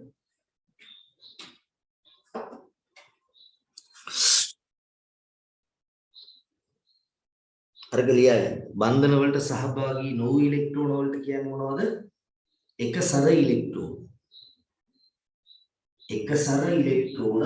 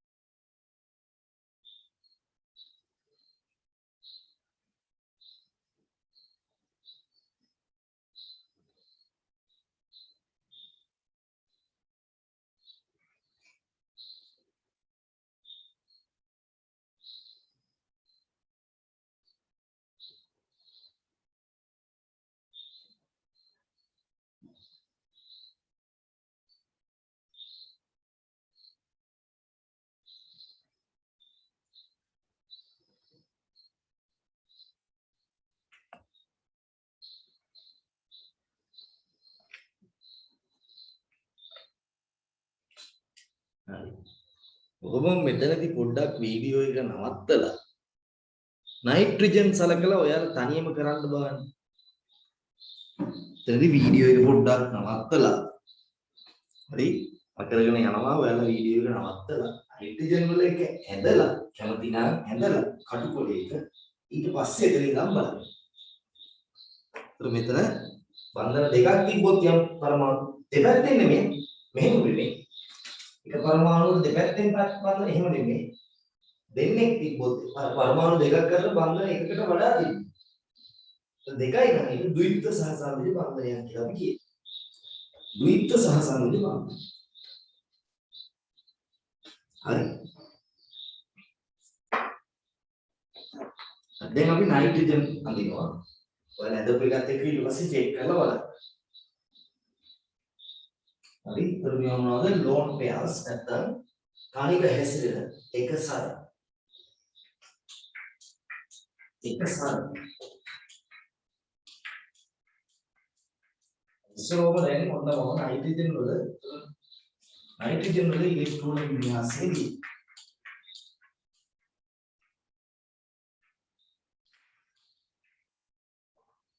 නයිට්‍රජන් වල ඉලෙක්ට්‍රෝන වින්‍යාසය. දැන් මේ අපි ගත්ත දැන් වල ප්‍රශ්නයක් කරගන්න එපා සමාන දෙන්නෙක් වෙන්න ඕනේ. අපි ඊළඟට සමාන නැතිව කතා කරමු. හරි. ඒක නයිට්‍රජන් ගත්තාම හරි. එයාගේ එකේ දෙක මේක අපි දැම්ම ගන්නේ නැහැ. 2p3. ඒක මෙතන ඉලෙක්ට්‍රෝන 5යි සමෘද්ධා කවචය. නයිට්‍රජන් වල සමෘද්ධා කවචයේ ඉලෙක්ට්‍රෝන 5යි. සමෘද්ධා කවචයේ ඉලෙක්ට්‍රෝන 5යි. හරි. එතකොට 5 8ක් වෙන්න නම් යාට තව කීයක් ඕනද? 3ක් ඕනේ. එහෙනම් නයිට්‍රජන් වල සමෘද්ධාව කීයක් වෙනවද? 3ක්. එහෙනම් අෂ්ටකය සම්පූර්ණ කිරීම. අපි දැන් මේ කතා කරන්නේ අෂ්ටකයනේ. අෂ්ටකය සම්පූර්ණ කර ස්ථායී වීමට පිටින් කොහෙන් හරි 3ක් එන්න. Tamanට හවුලට හරි තනිකරම හරි හම්බෙන්නේ. සම්පූර්ණ වීමට ඉලෙක්ට්‍රෝන 3ක් අවශ්‍යයි. එහෙනම් මෙන්න දැන් නයිට්‍රජන් එකක් කියනවා. ඔන්න එයාගේ තියෙනවා ඉලෙක්ට්‍රෝන 5. ඔන්න තව නයිට්‍රජන් එකක් එනවා. එයාගේ තියෙනවා ඉලෙක්ට්‍රෝන 5. දැන් මොකද වෙන්නේ? මෙයා 3ක් දෙන්නම් කියනවා අරයා 3ක් දෙන්නු. ඒවා දෙගොල්ලන්ටම අයිති. දෙගොල්ලන්ටම අයිති වෙන්නත් උ. එතකොට නයිට්‍රජන් පිටයි මෙයා කතිරි පිටයි කතිරි කොහොමයි දැන් අදින්නේ? මෙයාගේ කතිර දෙකක් තව ඉතුරුයි. ඉත් දෙකක් ඉතුරුයි. ඉලෙක්ට්‍රෝන ඒ විදිහට එක සැරේ ඉවලේ දෙන්නටම ඉතුරු. එතකොට මෙතන මේක තිත් වලින් පෙන්වන්න පුළුවන් ඔය. ඔව්. දැන් මෙතන ගහන්න ඕනේ ත්‍රිත්ව සහ සම්මුති බන්ධනය. ඔව්. මේක තිත් කතර සටහන තිත් ව්‍යුහය තිත් ඉරිව්‍යුහය නැත්නම් ලුයිස් ව්‍යුහ සූත්‍රය ලුයිස් ව්‍යුහය අණු සූත්‍රයේ නින්තු මේක අණු සූත්‍රය. අර විදිහටම ලියන්න. එතකොට මේක ත්‍රිත්ව සහ සම්මුති බන්ධනය. ත්‍රිත්ව එකම අය අතර තුනම තියෙනවා. තුන් පැත්තකට එක තිබ්බට හෙන්නේ. ත්‍රිත්ව සහ සංයුජ්‍ය බන්ධන. උදාහරණ 3.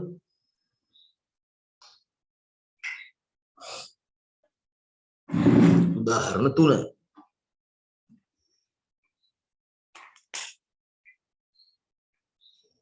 බලන්න හරිද කියලා ඔයාලගේ එක. ඔයාලගේ හරිද බලන්න.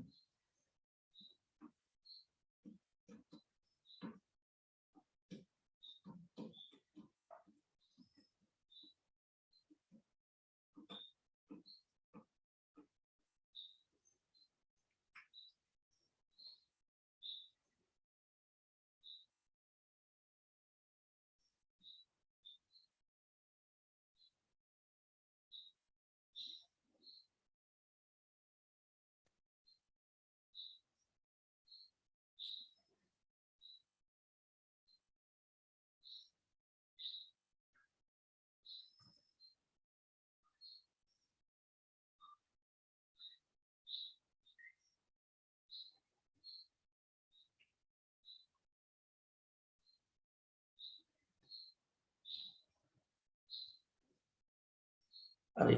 හතරවෙනි උදාහරණයට ගන්න හයිඩ්‍රජන්. හතරවෙනි උදාහරණයට අපි හයිඩ්‍රජන් ගමු. ඒක ටිකක් විශේෂයි. සමහර අයට නම් තේරෙනවා ඇති. මොකද්ද විශේෂත්වය? ඒකගේ 8ක් ගැන කතා කරන්න බෑ. ඒකගේ සංයුජිතා කවචයේ තියෙන එකයි. ඊළඟට ඒකගේ සංයුජිතා කවචයයි ඔක්කොටම තියෙන්නේ එකම ශක්ති මට්ටමයි. ඒ ශක්ති මට්ටම පළවෙනි එක. ඒකේ පළවෙනි ශක්ති මට්ටමේ ඉන්න පුළුවන් උපරිම ඉලෙක්ට්‍රෝන දෙකයි. ඒකට මේකට මේ අෂ්ටක කතාවක් අදාළ නැහැ. හයිඩ්‍රජන්ට අෂ්ටකේ නෙමෙයි දෙක. අන්න ඌ විතරක් පොඩ්ඩක් වෙනස්. ඌට අෂ්ටකේ නෙමෙයි ඌට දෙකයි සම්පූර්ණ කරගන්න ඕනේ. උදාහරණ 4 හයිඩ්‍රජන්. උදාහරණ 4 හයිඩ්‍රජන්. ලියන්න හයිඩ්‍රජන් වල පළමු ශක්ති මට්ටම පමණයි. හයිඩ්‍රජන් වල පළමු ශක්ති මට්ටම පමණයි. එම නිසා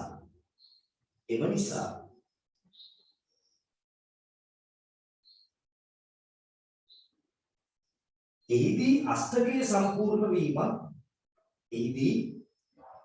අෂ්ටකයේ සම්පූර්ණ වීම සැලකිය නොහැක. අෂ්ටකයේ සම්පූර්ණ වීම සැලකිය නොහැක. පළමු කවචයේ ඉලෙක්ට්‍රෝන දෙකක් සම්පූර්ණ වීම සලකනු ලැබේ.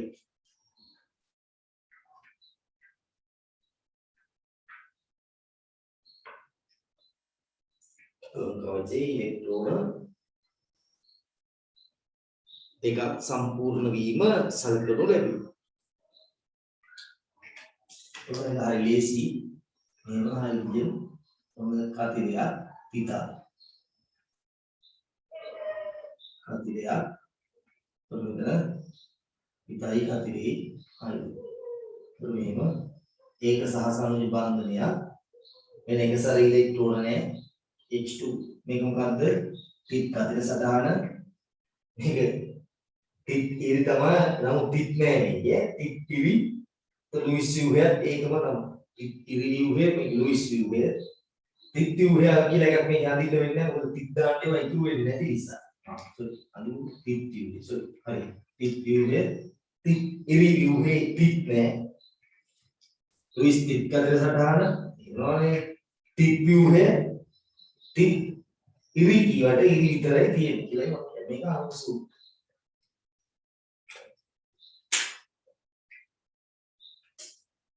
එම ටික පරමාණු දෙකකට එහා යන්නයි හදන්නේ. පරමාණු දෙකකට එහා නමුත් සරල මට්ටමේ අණු කීපයක් ගැන දැන් කතා කරන්න හදන්නේ.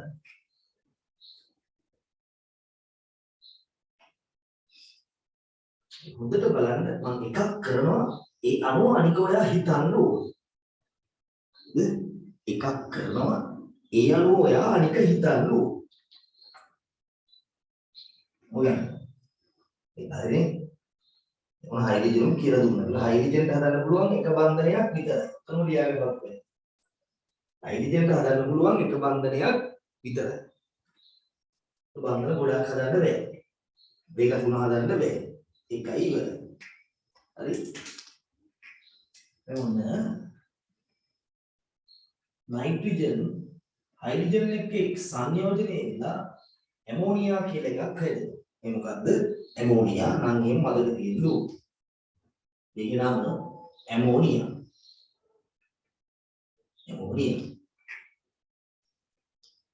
IUPAC ක්‍රමයෙන් නම් කරොත් නම් මෙයාගේ අඩු විද්‍යුත් විතර හයිඩ්‍රජන් ට්‍රයිහයිඩ්‍රජන් නයිට්‍රයිඩ් කියලා තමයි කියන්නේ.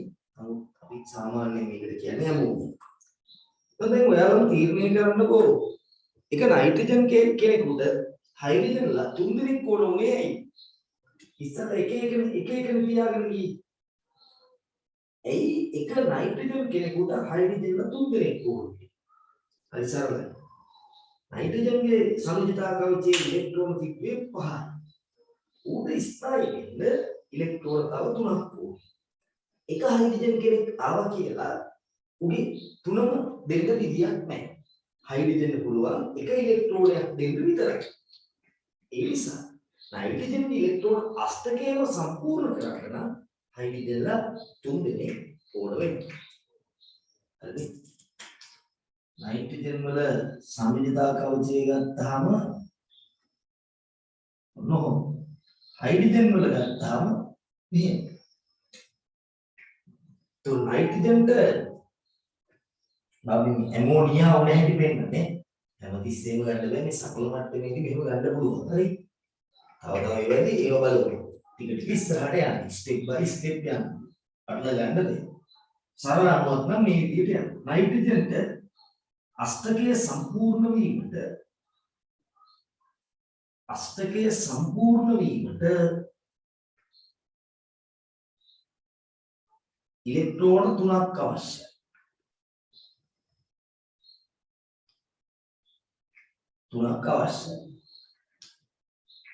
හයිඩ්‍රජන් එකකට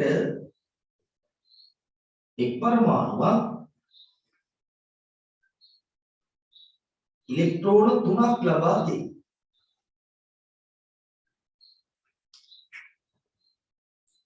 එම නිසා නයිට්‍රජන් එකකට එකක් හයිඩ්‍රජන් වලින් තෘප්තිමත් කරනවා නම් නයිට්‍රජන් එකකට හයිඩ්‍රජන් පරමාණු 3ක් හයිඩ්‍රජන් වලින් කරනවා නම් 3ක් සංයෝජනය විය යුතුයි. සංයෝජනය විය යුතුයි. හරිද? එතකොට තමයි මේ අණුව NH3 වෙන්නේ. නම් නිසා අණුව NH3 සාමාන්‍යයෙන් පුතේ විද්‍යුත්කාරයේ අඩු කෙනා තමයි ඉස්සෙල්ලා ලියන්නේ. එන හයිඩ්‍රජන් ඉස්සෙල්ලා ලියනවා. නමුත් මේක ලෝකේ හුරු වෙලා තියෙන්නේ NH3 කියලා ලියන්නේ. පස්සේ නීතියද තියෙන්නේ. ඒක මේක ගොඩක් දැන් හුරු වෙලා තියෙන්නේ NH3. හරිනම් මේක ලියනවා නම් ලියන්න ඕනේ. 3n කියලා. නමුත් ඒක නෙමෙයි දැන් හුරු වෙලා තියෙන්නේ මේ විදිහින්ද දිගටම මේ විදියට ලියන්න. දිගටම මේ විදිය පාවිච්චි කරනවා. හරි. එතකොට මේක දැන් අපි යන්නේ. එහෙමනේ. දැන් ඔයාලා එකක් නෙමෙයි තුනක් ඕනේ. වඩේට තුනක් තියන්න. නයිට්‍රජන්ට හයිඩ්‍රජන්ලා මේ විදිහට තුනක් ඉන්න ඕනේ. ඒක මූතිතක් මුඛාතිරය. මේක දැන් මෙහාට අදින්න බෑ. මේ අදිනවා. තිතක් අදින්න. ඒක දැන් නයිට්‍රජන්ගේ කීයක් කියන බලනකොට තුනක් කියලා. ඔක සරල නිසා කරන්නේ ගොඩක් තියෙනකොට අමාරුයි. තුනක් කියලා. ඒක තව මෙතන එක සැරේ ඉබදයක් තියෙනවා. තිත් වලින්ම වෙන්නේ මේ මොකද්ද? තිත් කටිර සටහන. තිත් වලින්ම වෙන්නවා නම් තිත් වලින්ම වෙන්නවා නම් ඔය තිත් ව්‍යුහය ඕන මේ අතර දින්න ඉරි ගහනවා නම් ඔන්න ඔය විදිහට ඔබ තමයි ලුයිස් ව්‍යුහය කියලා කියනවා. ආයෙ කියන්න ඕනේ. මේකේ අණුක සූත්‍රය මේක. අණුක සූත්‍රය මොකද්ද? NH3. දැන් මම ඔයාලට මෙතන දෙන්නේ නෑ මොකද්ද කියලා. ඊළඟට දෙන උදාහරණය ඔයා තනියම මෙන්න මෙහෙම තීරණයකට ඇවිල්ලා එහෙම ඇදගෙන ගිහිල්ලා අවසානයේ අණුක සූත්‍රය හදාගන්න ඕනේ. මම මෙතන ඔයාලට දෙන්නේ කාබනුයි හයිඩ්‍රජනුයි. එක කාබන් එකකට හයිඩ්‍රජන්ලා කීයක් ඕනද කියලා ඔයා තීරණය කරගන්න. මේක කියලා මේ කීවල උදාහරණයද පස්වෙනි උදාහරණ 5. දැන් මම පෙන්වන්නේ ඇමෝනියා ආපු හැටි මම පෙන්වන්නේ. අපයාගේ 5යි නම් තව 3ක් ඕනේ. ඉතින් හයිඩ්‍රජන් දෙන්න පුළුවන් එකයි. ඒක එක හයිඩ්‍රජන් එකකට ඔබ කරන්න බෑ. ඒකට ඒකට 3 දෙනෙක් ඕන. ඔන්න මම ඊළඟට දෙනවා කාබන්. කාබන්ගේ සංජිතා කවචයේ කීයද උඩ තව කීයක් ඕනද? එහෙනම් හයිඩ්‍රජන්ලා කීයක් ඕනද? යනු මේක ඇදගෙන ගිහිල්ලා අණුක සූත්‍රයේ තීරණය කරන්න. සාමාන්‍යයෙන් ලියන්නේ අඩු විද්‍යුත් රින කෙනා මුලින් වැඩි විද්‍යුත් රින කෙනා නමුත් මේ වගේ වෙලාවට මේක ලියලා තියෙනවා. කියවන්න ලේසි වෙන්නේ NH3 කියලා හැම කියවන්න ලේසි. H3 ට වඩා ඔක ලියාගෙන අනිත් එක කරන්න. මේක ලියා ගන්නකො.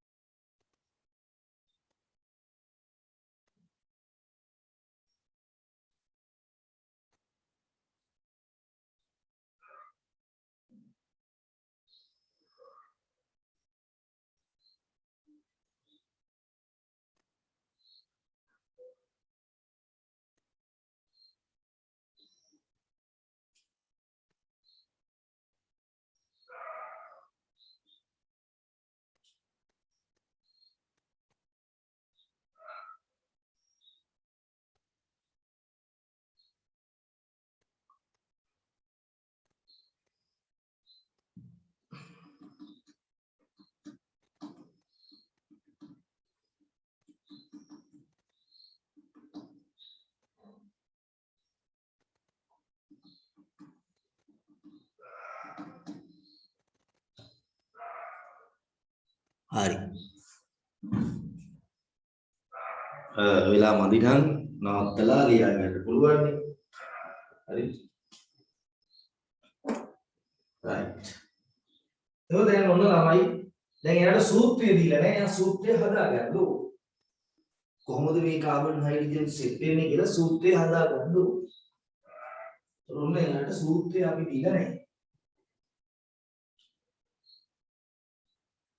පිට්‍යුහය නම් ඉතර අදාළ නැහැ. මොහොම යන්නෝ.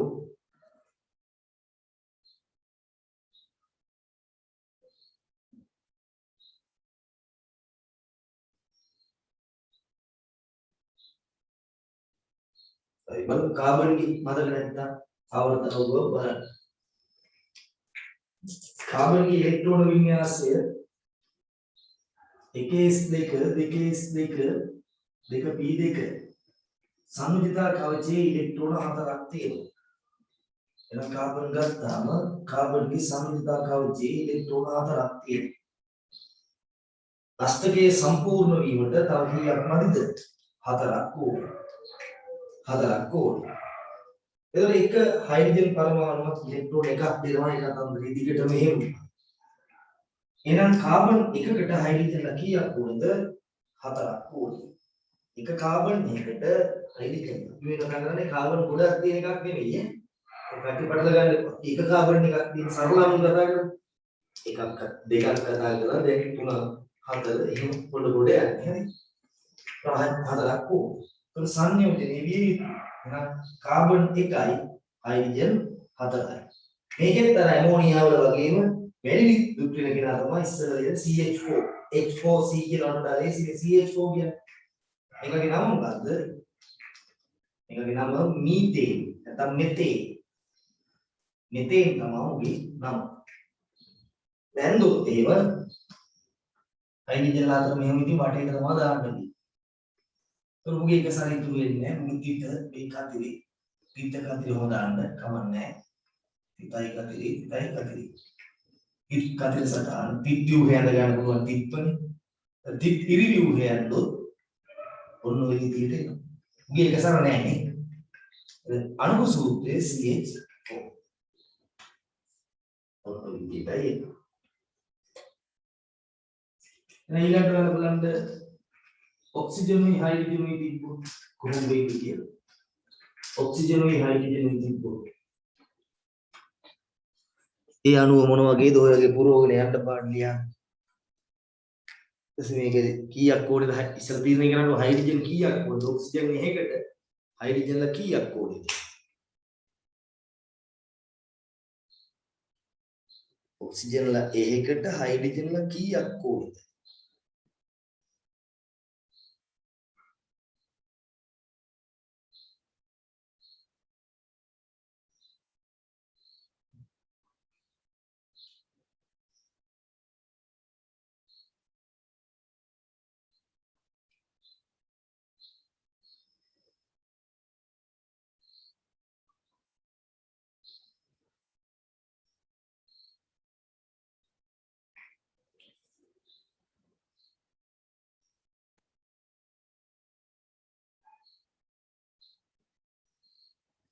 දැන් මේක නම් පුතේ හරි ලේසි.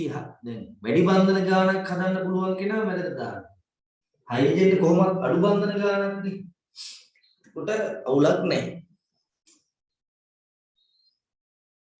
සාමාන්‍යයෙන් වැඩි බන්ධන ගානක් හදන කෙනා මැද. අඩු විද්‍යුත් වින කෙනාත් බොහෝ විට මැදට දාන වෙලාවල් තියෙනවා. අඩු විද්‍යුත් වින කෙනා මැදට දාන වෙලාවල් තියෙනවා. නමුත් මේකේ වැඩි බන්ධන ගානක් දාන කෙනා බහුතරයක් වෙලාවට දාන්නේ අපි අඩු විද්‍යුත් වින කෙනා තමයි මැදට දාන්නේ මධ්‍ය බල. දැන් මේකේ නම් එහෙම නෑ හැබැයි. හරි. ඒකට මේකේ වැඩි බන්ධන ගානක් හදන කෙනා කොහොමද දාගන්න ඕනේ මැදට. විශ්ව හැටනකු තාම පිටේ ලොකු වෙන්නේ නෑනේ. ඒක මොකද කියන්නේ? මෙයාගේ 1s2 ඔක්සිජන්. ඔක්සිජන්ගේ තියෙනවා ඉලෙක්ට්‍රෝන 6ක්. අෂ්ටකයේ සම්පූර්ණ වෙන්න ඕන තව ඉලෙක්ට්‍රෝන 2ක්. එහෙනම් ඔක්සිජන් එකකට ඕනේ හයිඩ්‍රජන් පරමාණු 2ක්. මේ හයිඩ්‍රජන් ලේසි නිසා අපි ගත්ත ඉස්සෝ දෙකයි. එහෙනම් මොකද වෙන්නේ? අන්න ඒක ලියනකොට අපි කියන්නේ OH2 කියනකොට H2O කියන එක ලේසිනේ. හරි නම් ලියන්නේ හරි නම් ලියන්න ඕනේ අණු විද්‍යුතින කියන ඉස්සෙල්ලා. ඒ හයිඩ්‍රජන් මේ හැම එකේම ඉස්සෙල්ලා එන්න ඕනේ. නමුත් අර ලෝකේ ඒ නීති හදාගන්න කලින් අරවා ලියලා තිබ්බේ. එහින් ඒවා අපි වෙනස් කරන්න යන්නේ නැහැ. ඒක මෙතන ඔක්සිජන් වෙන හයිඩ්‍රජන් වෙන ඔක්සිජන් එක වෙන හයිඩ්‍රජන් එක වෙන අර බන්ධන වලට සහභාගී නොවුච්ච විද්‍යුත් හඳ ගන්න පුළුවන් නේ. එතකොට ඔක්සිජන් ඉරක් හැලගෙන හිටන්න ඒවා කරකන්න යන්න ඕනේ උමා විද්ද. මේ කෙටි කරපුවාම H2O තමයි අණුක සූත්‍රය. සරල මට්ටමේම විතරයි. මම දෙනවා ඔන්න මොලේ කල්පනා කරන්න එහෙනම් බලන්න කාබන් එකකට ඔක්සිජන්ලා කීයක් ඕනද? ඒ වැඩි සංජිත වැඩි ඉලෙක්ට්‍රෝන ගානක් ඕන එකට අඩු එකක් ගෙන්නේ වැඩි එමෝල් වෙන්නේ. දැන් ඔක්සිජන් දෙකක් ඕනේ හයිඩ්‍රජන් එකයි දෙන්නේ. ඒකට හයිඩ්‍රජන්ලා දෙන්නෙක් ඕනේ. අනේ වගේ තීරණය කරන්න බලන්න. කාබන්ටයි ඔක්සිජනුයි කොහොම වෙන්නේ? ඉස්සෙල්ලා හොයන්න උන්ට ස්ථායි වෙන්න කීය ඕනද? දැන් කරපු ඒවා ASCII තිබ්බේ. තිබ්බ දැන් ආයේ. මේක ලියන්නේ ඉවර නැත්තම් ඊට පස්සේ අරක දිහා බලන්න.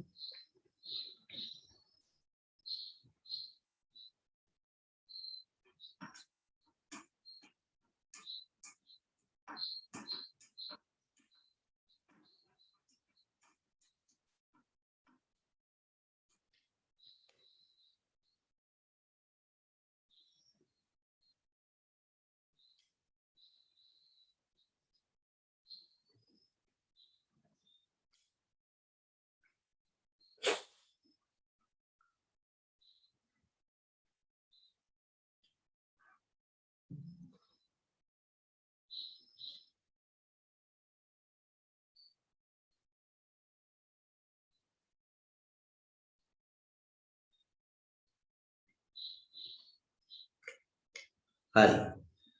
දැන් බලමු අපි. ඉස්සෙල්ලා බලන්න වෙන වෙනම සලකලා ඉන්න. දැන් පටල ගන්නකො වෙන වෙනම දෙන්න බලලා ඉන්න ඉස්සෙල්ලා දැන් දන්නවනේ. කාබන්ගේ සංයුතාවකයේ ඉලෙක්ට්‍රෝන 4ක් තියෙනවා. ඌට අෂ්ටකයේ පිරෙන්න කීයක් ඕනද? තාම අපි අෂ්ටකයේ ඉක්මවීමක් ගැන හිතුවේ නෑ. මම ඌත් කිව්වේ නෑ තාම. හරි. අෂ්ටක නීතිය තමයි මුලින්ම අනුගමනය කරන්නේ. ඒකවල බලන්න සම්පූර්ණයෙන්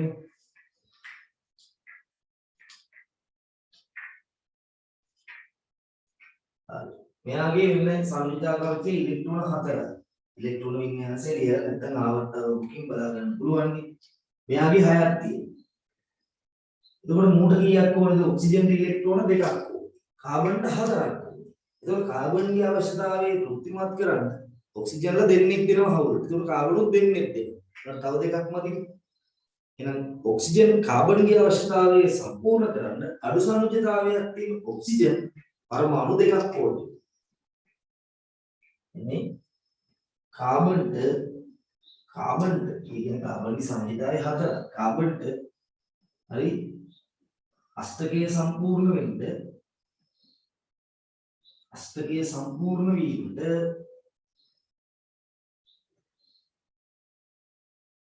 ඉලෙක්ට්‍රෝන 4ක් අවශ්‍යයි. ඔක්සිජන්ට හවුලට තියාගන්නේ 2ක්. ඔක්සිජන්ට අෂ්ටකය සම්පූර්ණ වෙන්න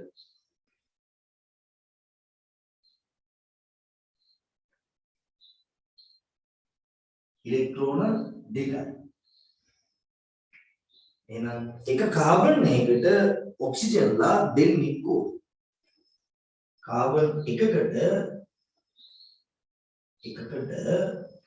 O පරමාණු 2ක්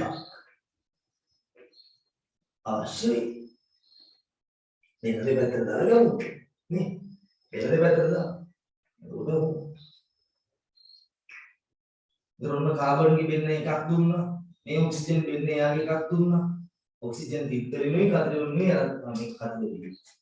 ලේසි ඒක මේ දැන් හිතන්න බෑ මේ දැන් ළමයි හිතයි සමහරවල් හිතනවා මෙතන කාබන් එකයි ඔක්සිජන් එකයි නෑ. මෙතන වෙන්නේ කාබන්ගේ සංයුතිතා කවචයේ තියෙන විදියයි ඔක්සිජන්ගේ සංයුතිතා කවචයේ තියෙන විදියයි. ඊට පස්සේ තර්ක කරලා තමයි තීරණය කරේ කීයක් ඕන වෙනවා. වැඩිපුර ඕනේ කාබන් 4ක්.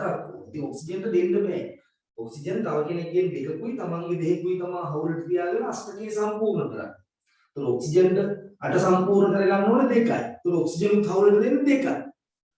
ඒතර කාබන් 4ක් ඕනේ කියලා ඒක ඔක්සිජන් එකකට ඕක කරන්න බෑ. ඒතකොට ඔක්සිජන් ලා කීයක් ඕනද? දෙන්නේ ඕන වෙනවා. ඒතර මෙතන එක බන්ධනයක් නෙමෙයි. ඔක්සිජන් තෘප්තිමත් වෙන තව බන්ධනයක් ඕන. මෙන්න ඔක්සිජන් ඉතුරු ටික. මෙන්න කාබන් ආය දෙනවා. මෙයාත් ආය දෙනවා එකක්. ඔන්න එයා හරි. මේ ඔක්සිජන් උත්තරේ දැන් කාබන් හරි.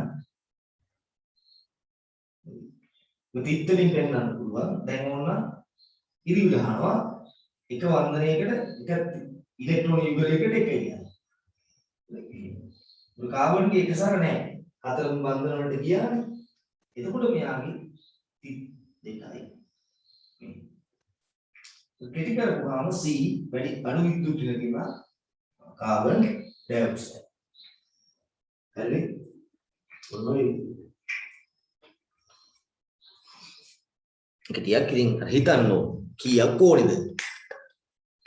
සූත්‍රය දුන්නොත් ඉතින් ගොඩක් වෙලාවට අපිට දෙන්නේ සූත්‍රය දීලා ව්‍යුහය අඳින්න. සූත්‍රය දීලා ව්‍යුහය අඳින්න තමයි ගොඩක් වෙලාවට දෙන්නේ. මේක ලියන්න.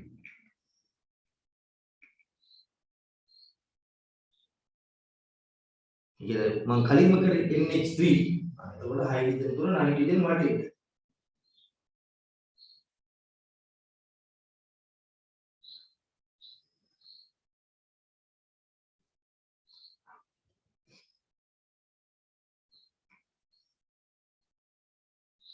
CO2 දුන්නා නම් C වැදට දාලා O දෙක දෙපැත්තට දාලා අපි අනිත් පැත්තට යක් හදනවා.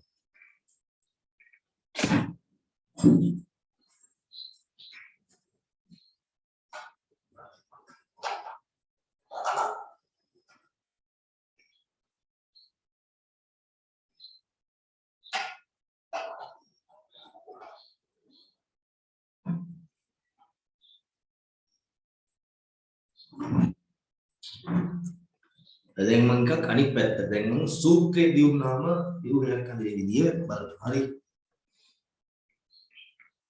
අදට දාගන්නේ කවුද? ඔන්න ඔය වගේ දේවල් තමයි දැන් කතා කරන්න හදන්නේ.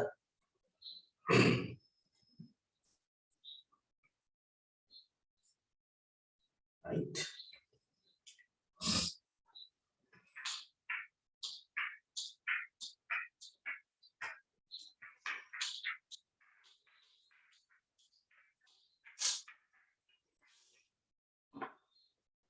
Angano PCl3.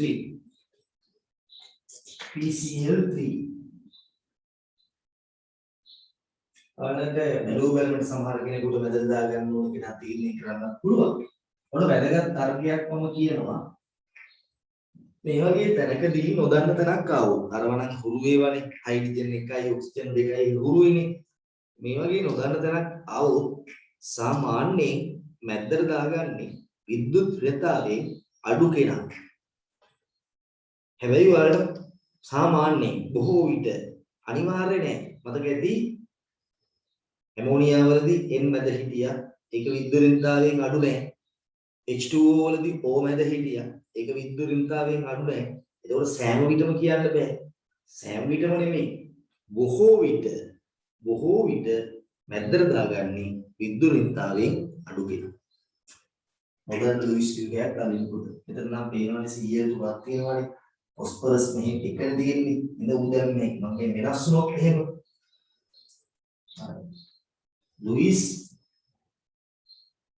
ලුයිස් කිලිමනම් ව්‍යුහය අඳින්න නේ. ලුයිස් ව්‍යුහය අර ඉරි ව්‍යුහය අඳින්න හදන්නේ. ඇඳීමේදී බොහෝ විට හැම විටම නෙමෙයි. බොහෝ විට විද්‍යුත් ඍණතාවය අඩු විද්‍යුත් ඍණතාව අඩු පරමාණුව මධ්‍ය පරමාණුව. දැන් මේකේ මේක නම් තේරෙනවා. මේක නම් මැදට එන්නේ කවුද? ෆොස්ෆරස්. විදුලිතාවයේ 2.1 අර 3.1ක් විතර වෙනවා. ක්ලෝරින්ගේ. අපි උගන්ලා තියෙනවා මෙහාට යනකොට විදුලිතාවය වැඩි වෙනවනේ ෆොස්ෆරස් එහා පැත්තේ ක්ලෝරින් ඉන්නේ. ඒ වගේම ක්ලෝරින් 3ක් ඉන්නවා. එහෙනම් ෆොස්ෆරස්ගේ ගත්තොත් එහෙම එයාගේ ඉලෙක්ට්‍රෝන වින්‍යාසය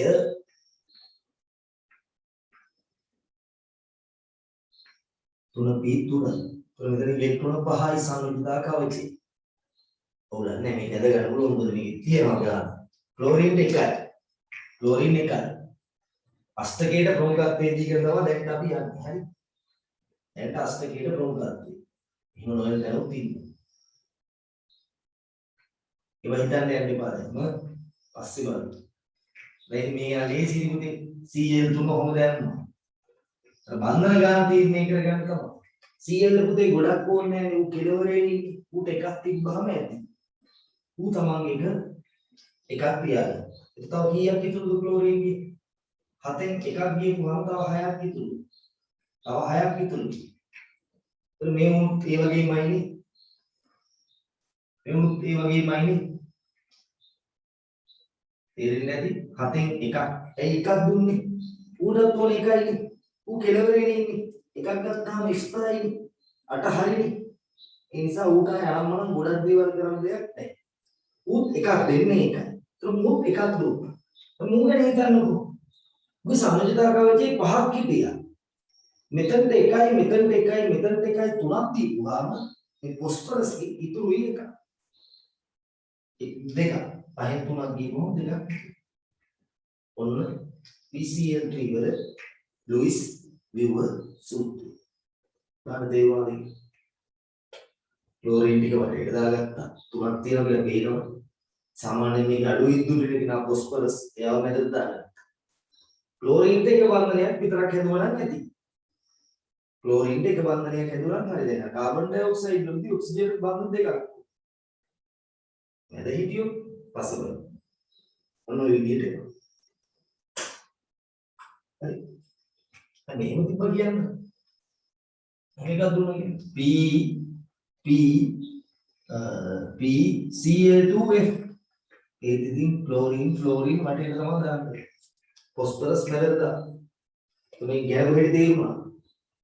ෆොස්ෆරස්ගේ පහක් තිබ්බා එක දෙනවා තුන් දෙනාට. ඒ මූටත් එකක් දුන්නා මෙතන මේ බන්ධනයේ ඉලෙක්ට්‍රෝන එකක් මුගේ බොහෝ විට. හරි. බොහෝ වෙන්නේ ගොඩක් වෙලාවට මුගේ තම හවුලක් නෙදී. එහෙමයි.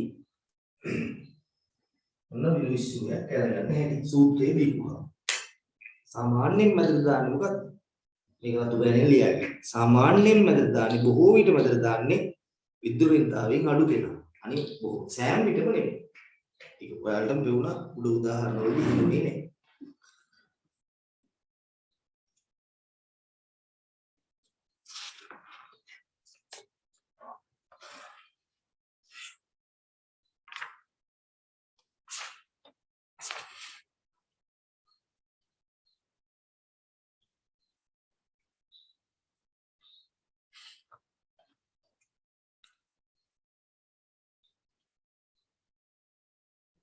හරි. එතනට එනකන් හරි. ඔය ටික හොඳට බලන්න. රයිට්. ඉතින් එක කතන්දරයක් ඉවරයි. තව ලුයිස් ව්‍යුහ හදින්න තියෙනවා. ඉවර නෑ. මේ සරල ලුයිස් ව්‍යුහ හදින විදිය තමයි කියලා දුන්නේ. සරලම ලුයිස් ව්‍යුහ ටිකක් හදින විදිය තමයි පැහැදිලි කරලා දුන්නේ.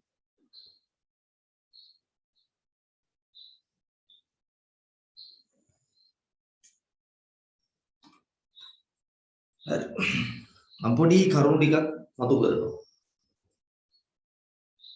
දැන් අද වෙන පටන් ගත්තේ කවුද? ගිල්බර්ට් ලුයිස්, ලැන්ග්වර්, කෙසෝල්, නැත්නම් කොසෙල්ස් කියලා ඉන්නේ. අන්නේ කට්ටිය තමයි මේ අෂ්ටක නීතිය කියන එක ඉදිරිපත් කරේ. අෂ්ටකය සම්පූර්ණ කරගන්න තමයි බන්ධන හදන්නේ. අර තමන්ගේ ස්ථායි වෙනවා කියලා කියන්නේ අෂ්ටකය සම්පූර්ණ කරගන්නවා කියන එකට. හොඳට බලන්න. මම පොඩි ප්‍රශ්න ටිකක් මතු කරනවා.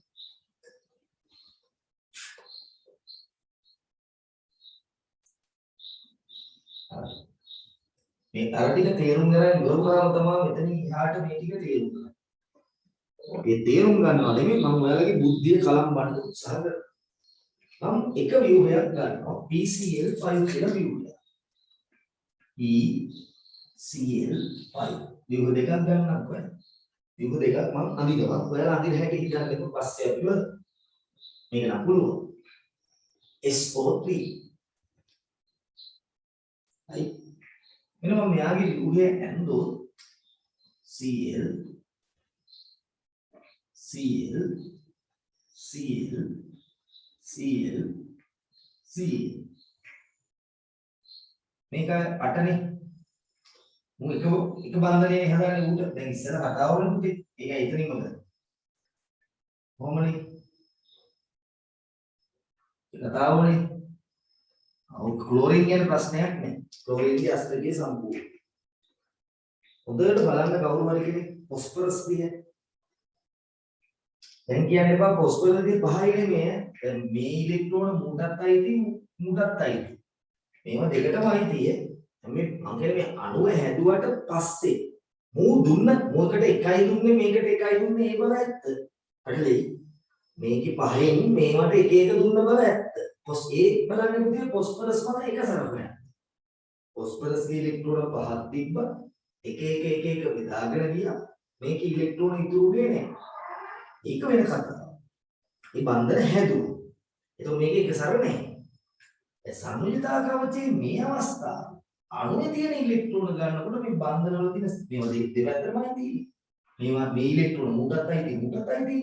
දැන් මේ ફોස්ෆරස්ගේ තියෙන සංයුතිතාවකවචේ ඉලෙක්ට්‍රෝන දෙකේ කොට වල 10ක්. හරි. PCl5 කියන අණුවේ ફોස්ෆරස් වටේට ඉලෙක්ට්‍රෝන තියෙනවා 10ක්.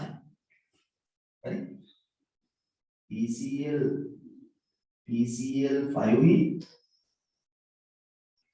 ફોસ્ફરસ වටා සංයුතිතාවකවචේ ફોස්ෆරස් කියන්නේ මේ PCl5 කියන අණුවේ ඇතුලේ සංයුතිතාවකවචේ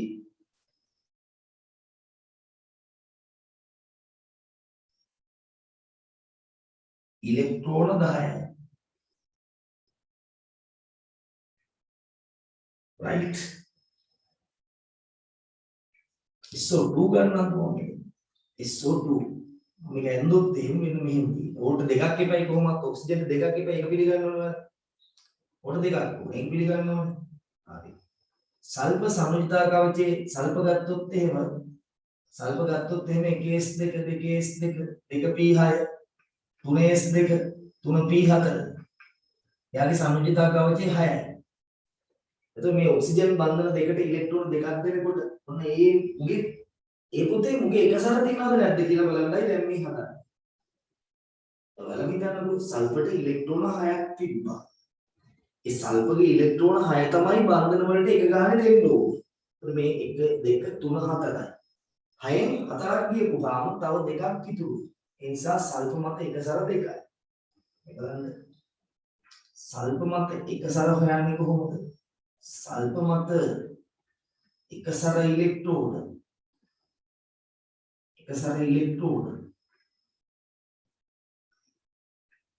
ගන්නේ සල්ෆවල ඉලෙක්ට්‍රෝන අඩු කරනවා බන්ධන වලට දීපු ඉලෙක්ට්‍රෝන සහභාගී කළ ඉලෙක්ට්‍රෝන හයෙන් හතරක් අඩු කරලා දෙක.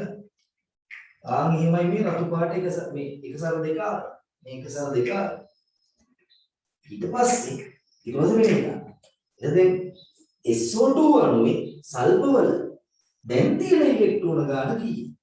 ඒක තමයි මේ බලන්නේ. SO2 අණුවේ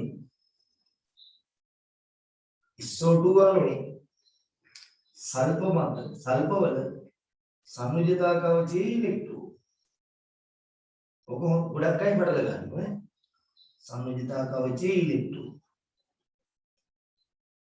නේද 2යි 4යි 6යි 8යි 2යි 10යි 10 අපිට දෙපාරේ දෙවරක් 4යි ඒ ආව මීටරට ඉතින් උඩ දැන්නේ 8 නෙමෙයි දැන් බලන්න 8 නෙමෙයිද 8 බලලා මේක සර හොයපු හැටි අරගෙන පටල ගන්න එපා එක සර හොයන්නේ අරගෙන එක එක බන්ධන වලට විසි කරනවා විසි කරලා හිට ඉතුරු ටික තමයි එක සර අනිත්‍යතාව විදිහේ තියෙන ඉලෙක්ට්‍රෝන දාලා නම් බන්ධන වලට එක එක දාගෙන යනවා දාලා ඉතුරු ටික දානවා අතර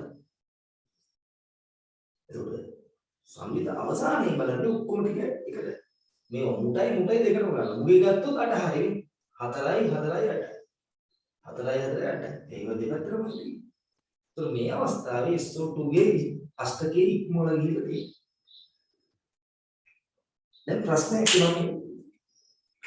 අර ලුයිස් කෙසෝල්ස් ලැන්ග්වර් ඉදිරිපත් කරපු අෂ්ටක නීතිය උල්ලංඝනය කරන යම් අවස්ථාවල නැතුවම උල්ලංඝනය කරන යම් අවස්ථාදී එක අරුවද්දාලිය අෂ්ටක නීතිය ඉක්මවා යන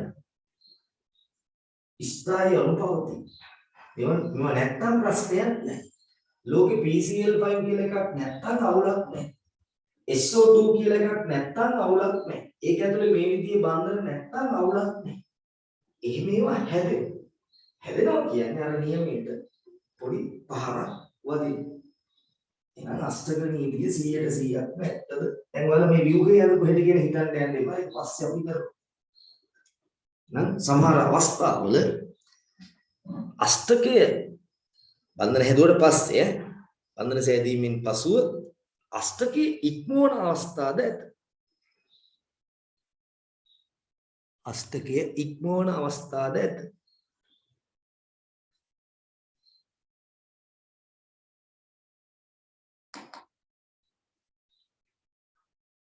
මේක ඇඳගන්න. උදාහරණ. ගෙනපු හැටි පොඩ්ඩක් බලන්න මේ. එකසර තියපු හැටි ගෙනපු හැටි ඊට පස්සේ අවසානයේ සංයුතික කවචයේ ඉලෙක්ට්‍රෝන ගෙනපු හැටි පොඩ්ඩක් හිතලා බලන්න.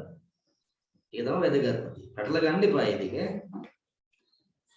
එකසර හොයාගන්නේ සංයුතික කවචයේ ඉලෙක්ට්‍රෝන අරන් එක එක බන්ධන වලට දාගෙන යනවා. එක බන්ධනයකට එකයි. ඉතුරු ටික දානවා එකසර විදිහට. අවසානයේ අණුවේ සංයුතික කවචයේ ඉලෙක්ට්‍රෝන හොයන්නේ බන්ධන දෙකෙන් වැඩි කරලා ඔක්කොම ටික ගන්නවා. එක සරත් ඒකට එකතු කරනවා.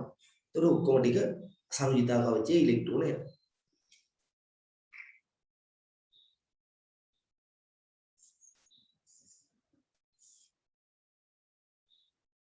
හරි.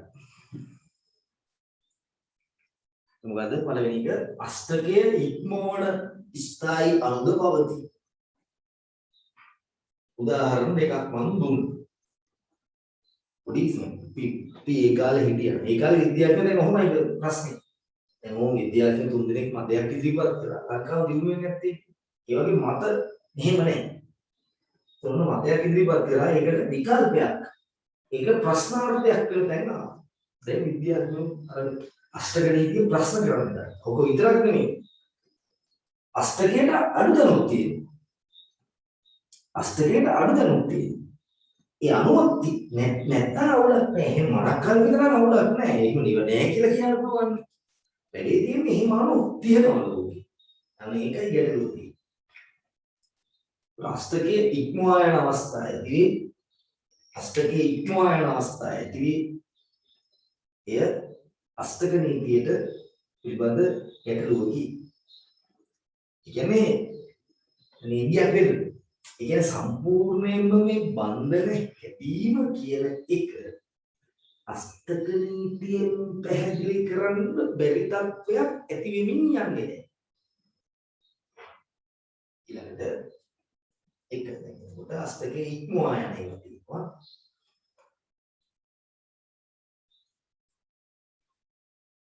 දැන් කෙසෝල් ලුයිස් ලැන්ග්මුර් කියන තුන්දෙනාගේ වාදය එවදිවත් නැහැ. ගොඩක් ඒවට හරි. ටිකක් ඒවා තියෙනවා ගැටලු සහගත තැන්. ඊළඟට ACl3 BCl2 මම අදිනවා. මම බලන්නකෝ Al මැද C ක්ලෝරීන් බන්ධන එකයි සාමාන්‍යයෙන් දාන්නේ නේ. එකක් හදපුවාම ඕම් ගන්න හිතුවා. ක්ලෝරින්ගේ සංයුක්තා කවචේ 7. 7ට එකයි ඕනේ උට. උගෙන අවුලක් නෑ උ කෙලවරින් උට ගොඩක් දේවල් නටන්න. උ 7. එකක් ඕනේ. තුන් උ දෙන්නේ එකයි.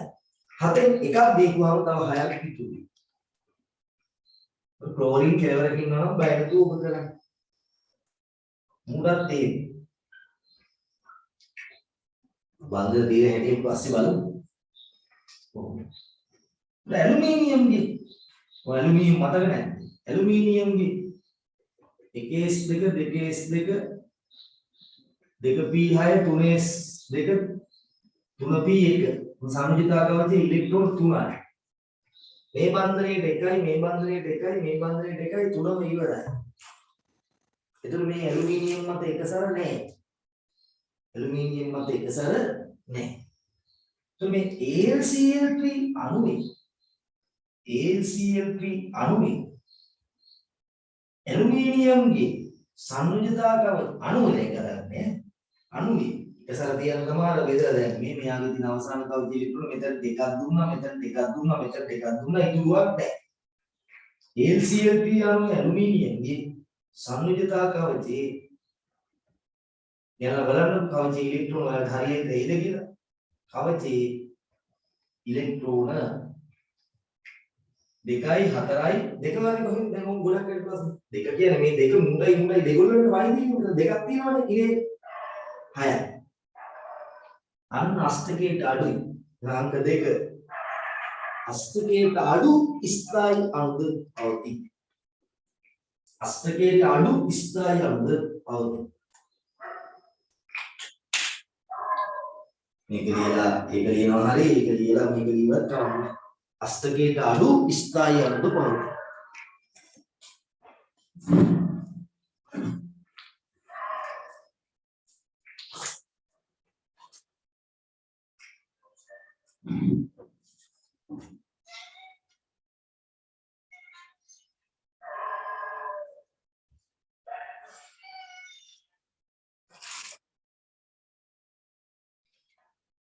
හරි දැන් මම අර කියවනේ අෂ්ටකයේ ඉක්මෝණ ඒවා තියෙනවා අෂ්ටකයට අඩු ඒවා තියෙනවා. ඒතකොට මේ අපි දැන් මොකක් මේ මාතෘකාවක් දැම්මේ නෑනේ.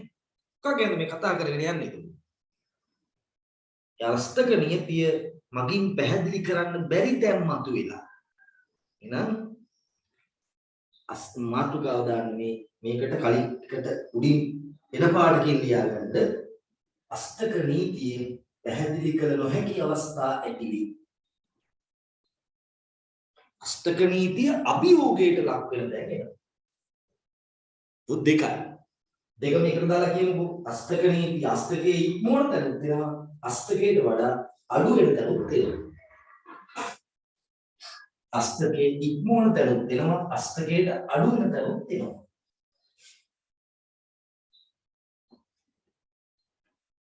විනාඩි 10යි ඈ. වරින්ද ගියේ නැද්ද? එයා මේ නින්ද ගියේ නැද්ද?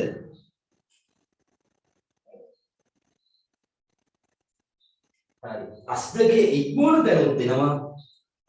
අෂ්ටකයේ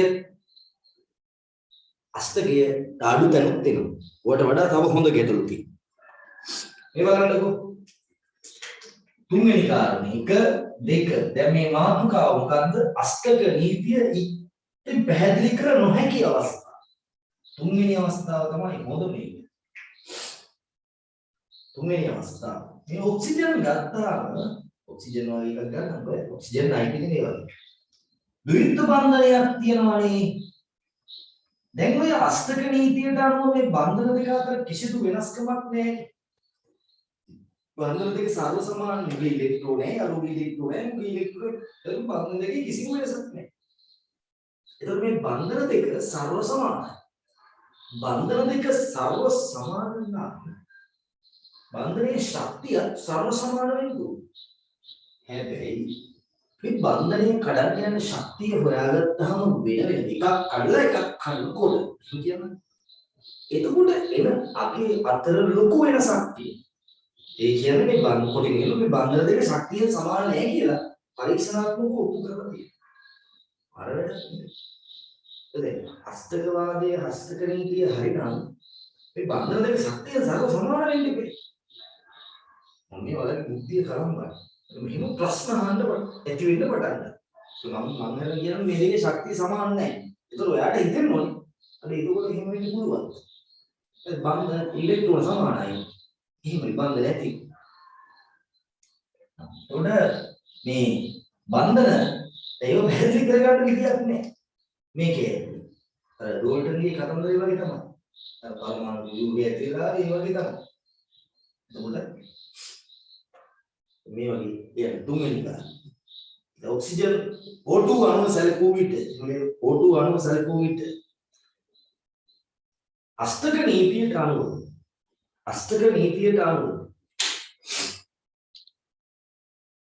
බන්ධන දෙක සර්ව සමානයි. බන්ධන දෙක සර්ව සමානයි. එසේනම් බන්ධන ශක්තියින්ද සර්ව සමාන විය යුතුයි. මේක කාට අනුවද? අෂ්ටක නීතියට අනුව බන්ධන දෙක සර්ව සමානයි. එහෙනම් බන්ධන ශක්තිය සර්ව සමානයි. ණයගත්තු වරගම් කරු නැත්නම් සංවර්ධනය වෙලා තියෙන්නේ. නේ? ඒක. නමුත් ප්‍රායෝගිකව මේ බන්ධන ශක්තිය එකින් එකට වෙනස් වේ. දීපං උත්තර. ඒවට ලුයිස්ලාට උත්තර නැහැ. ඒක 1960 ගණන් වල වගේ තමයි ඉතලා 60 ගණන් වල. 60 ගණන් වලට එහා මේ ලුයිස් වාදී. නමුත් ප්‍රායෝගිකව මේ බන්ධන ශක්තියෙන් අසමාන බව සොයාගෙන ඇත. ඒක පැහැදිලි කරගන්න. ඊළඟ ඔයාලා හිතන්නකෝ දැන් අපි අන්තිමට පළවෙනි පාඩම නැවැත්තුවේ කොහෙද? තරංග අංශු ද්විත්ව ගුණය කියලා එකක් කියලා. ඒතකොට ඉලෙක්ට්‍රෝනය කියන්නේ අංශුවකුත් නෙමෙයි තරංගයකුත් නෙමෙයි. දෙකම තියෙන කෙනෙක්. ඒතකොට මේ කවචේ යනකොට මේ ඉලෙක්ට්‍රෝනයේ තියෙන තැන නිර්ණය කරන්න බෑ. කියලා එහෙම ඉගෙන ගත්තා නේ. මේ ශක්ති මට්ටමක් කවචයක් කියලා කියන්නේ ඉලෙක්ට්‍රෝනයේ බහුලව හම්බෙන තැනක් කියලා කියවනේ. එතකොට මේ ලුයිස් කියන විදිහට මේ ඉලෙක්ට්‍රෝනයේ අංශුවක් විදිහට මෙහෙම තියෙන්නේ නැහැ. ඉලෙක්ට්‍රෝනයේ තියෙන ප්‍රදේශයක් තියෙන්නේ. ගන්න එතන පොඩි ගැටලුවක් ඇති වෙනවා. ඒකත් ඕන මොකද ලියන්නේ. 100%ක් ඉලෙක්ට්‍රෝනයේ කියන අංශුවක් නෙමෙයි කියලා මේ වෙනකොට හොයාගන්න තියෙන්නේ. එහෙනම් බන්ධන ඇතිවීම ඔය කියන තරම්ම සරලව පැහැදිලි කර දෙන්න විදියක් නැහැ. හැබැයි ලුයිස් අෂ්ටක නීතිය වැරදිත් නැහැ. බොහෝ තැන් වලට හරි.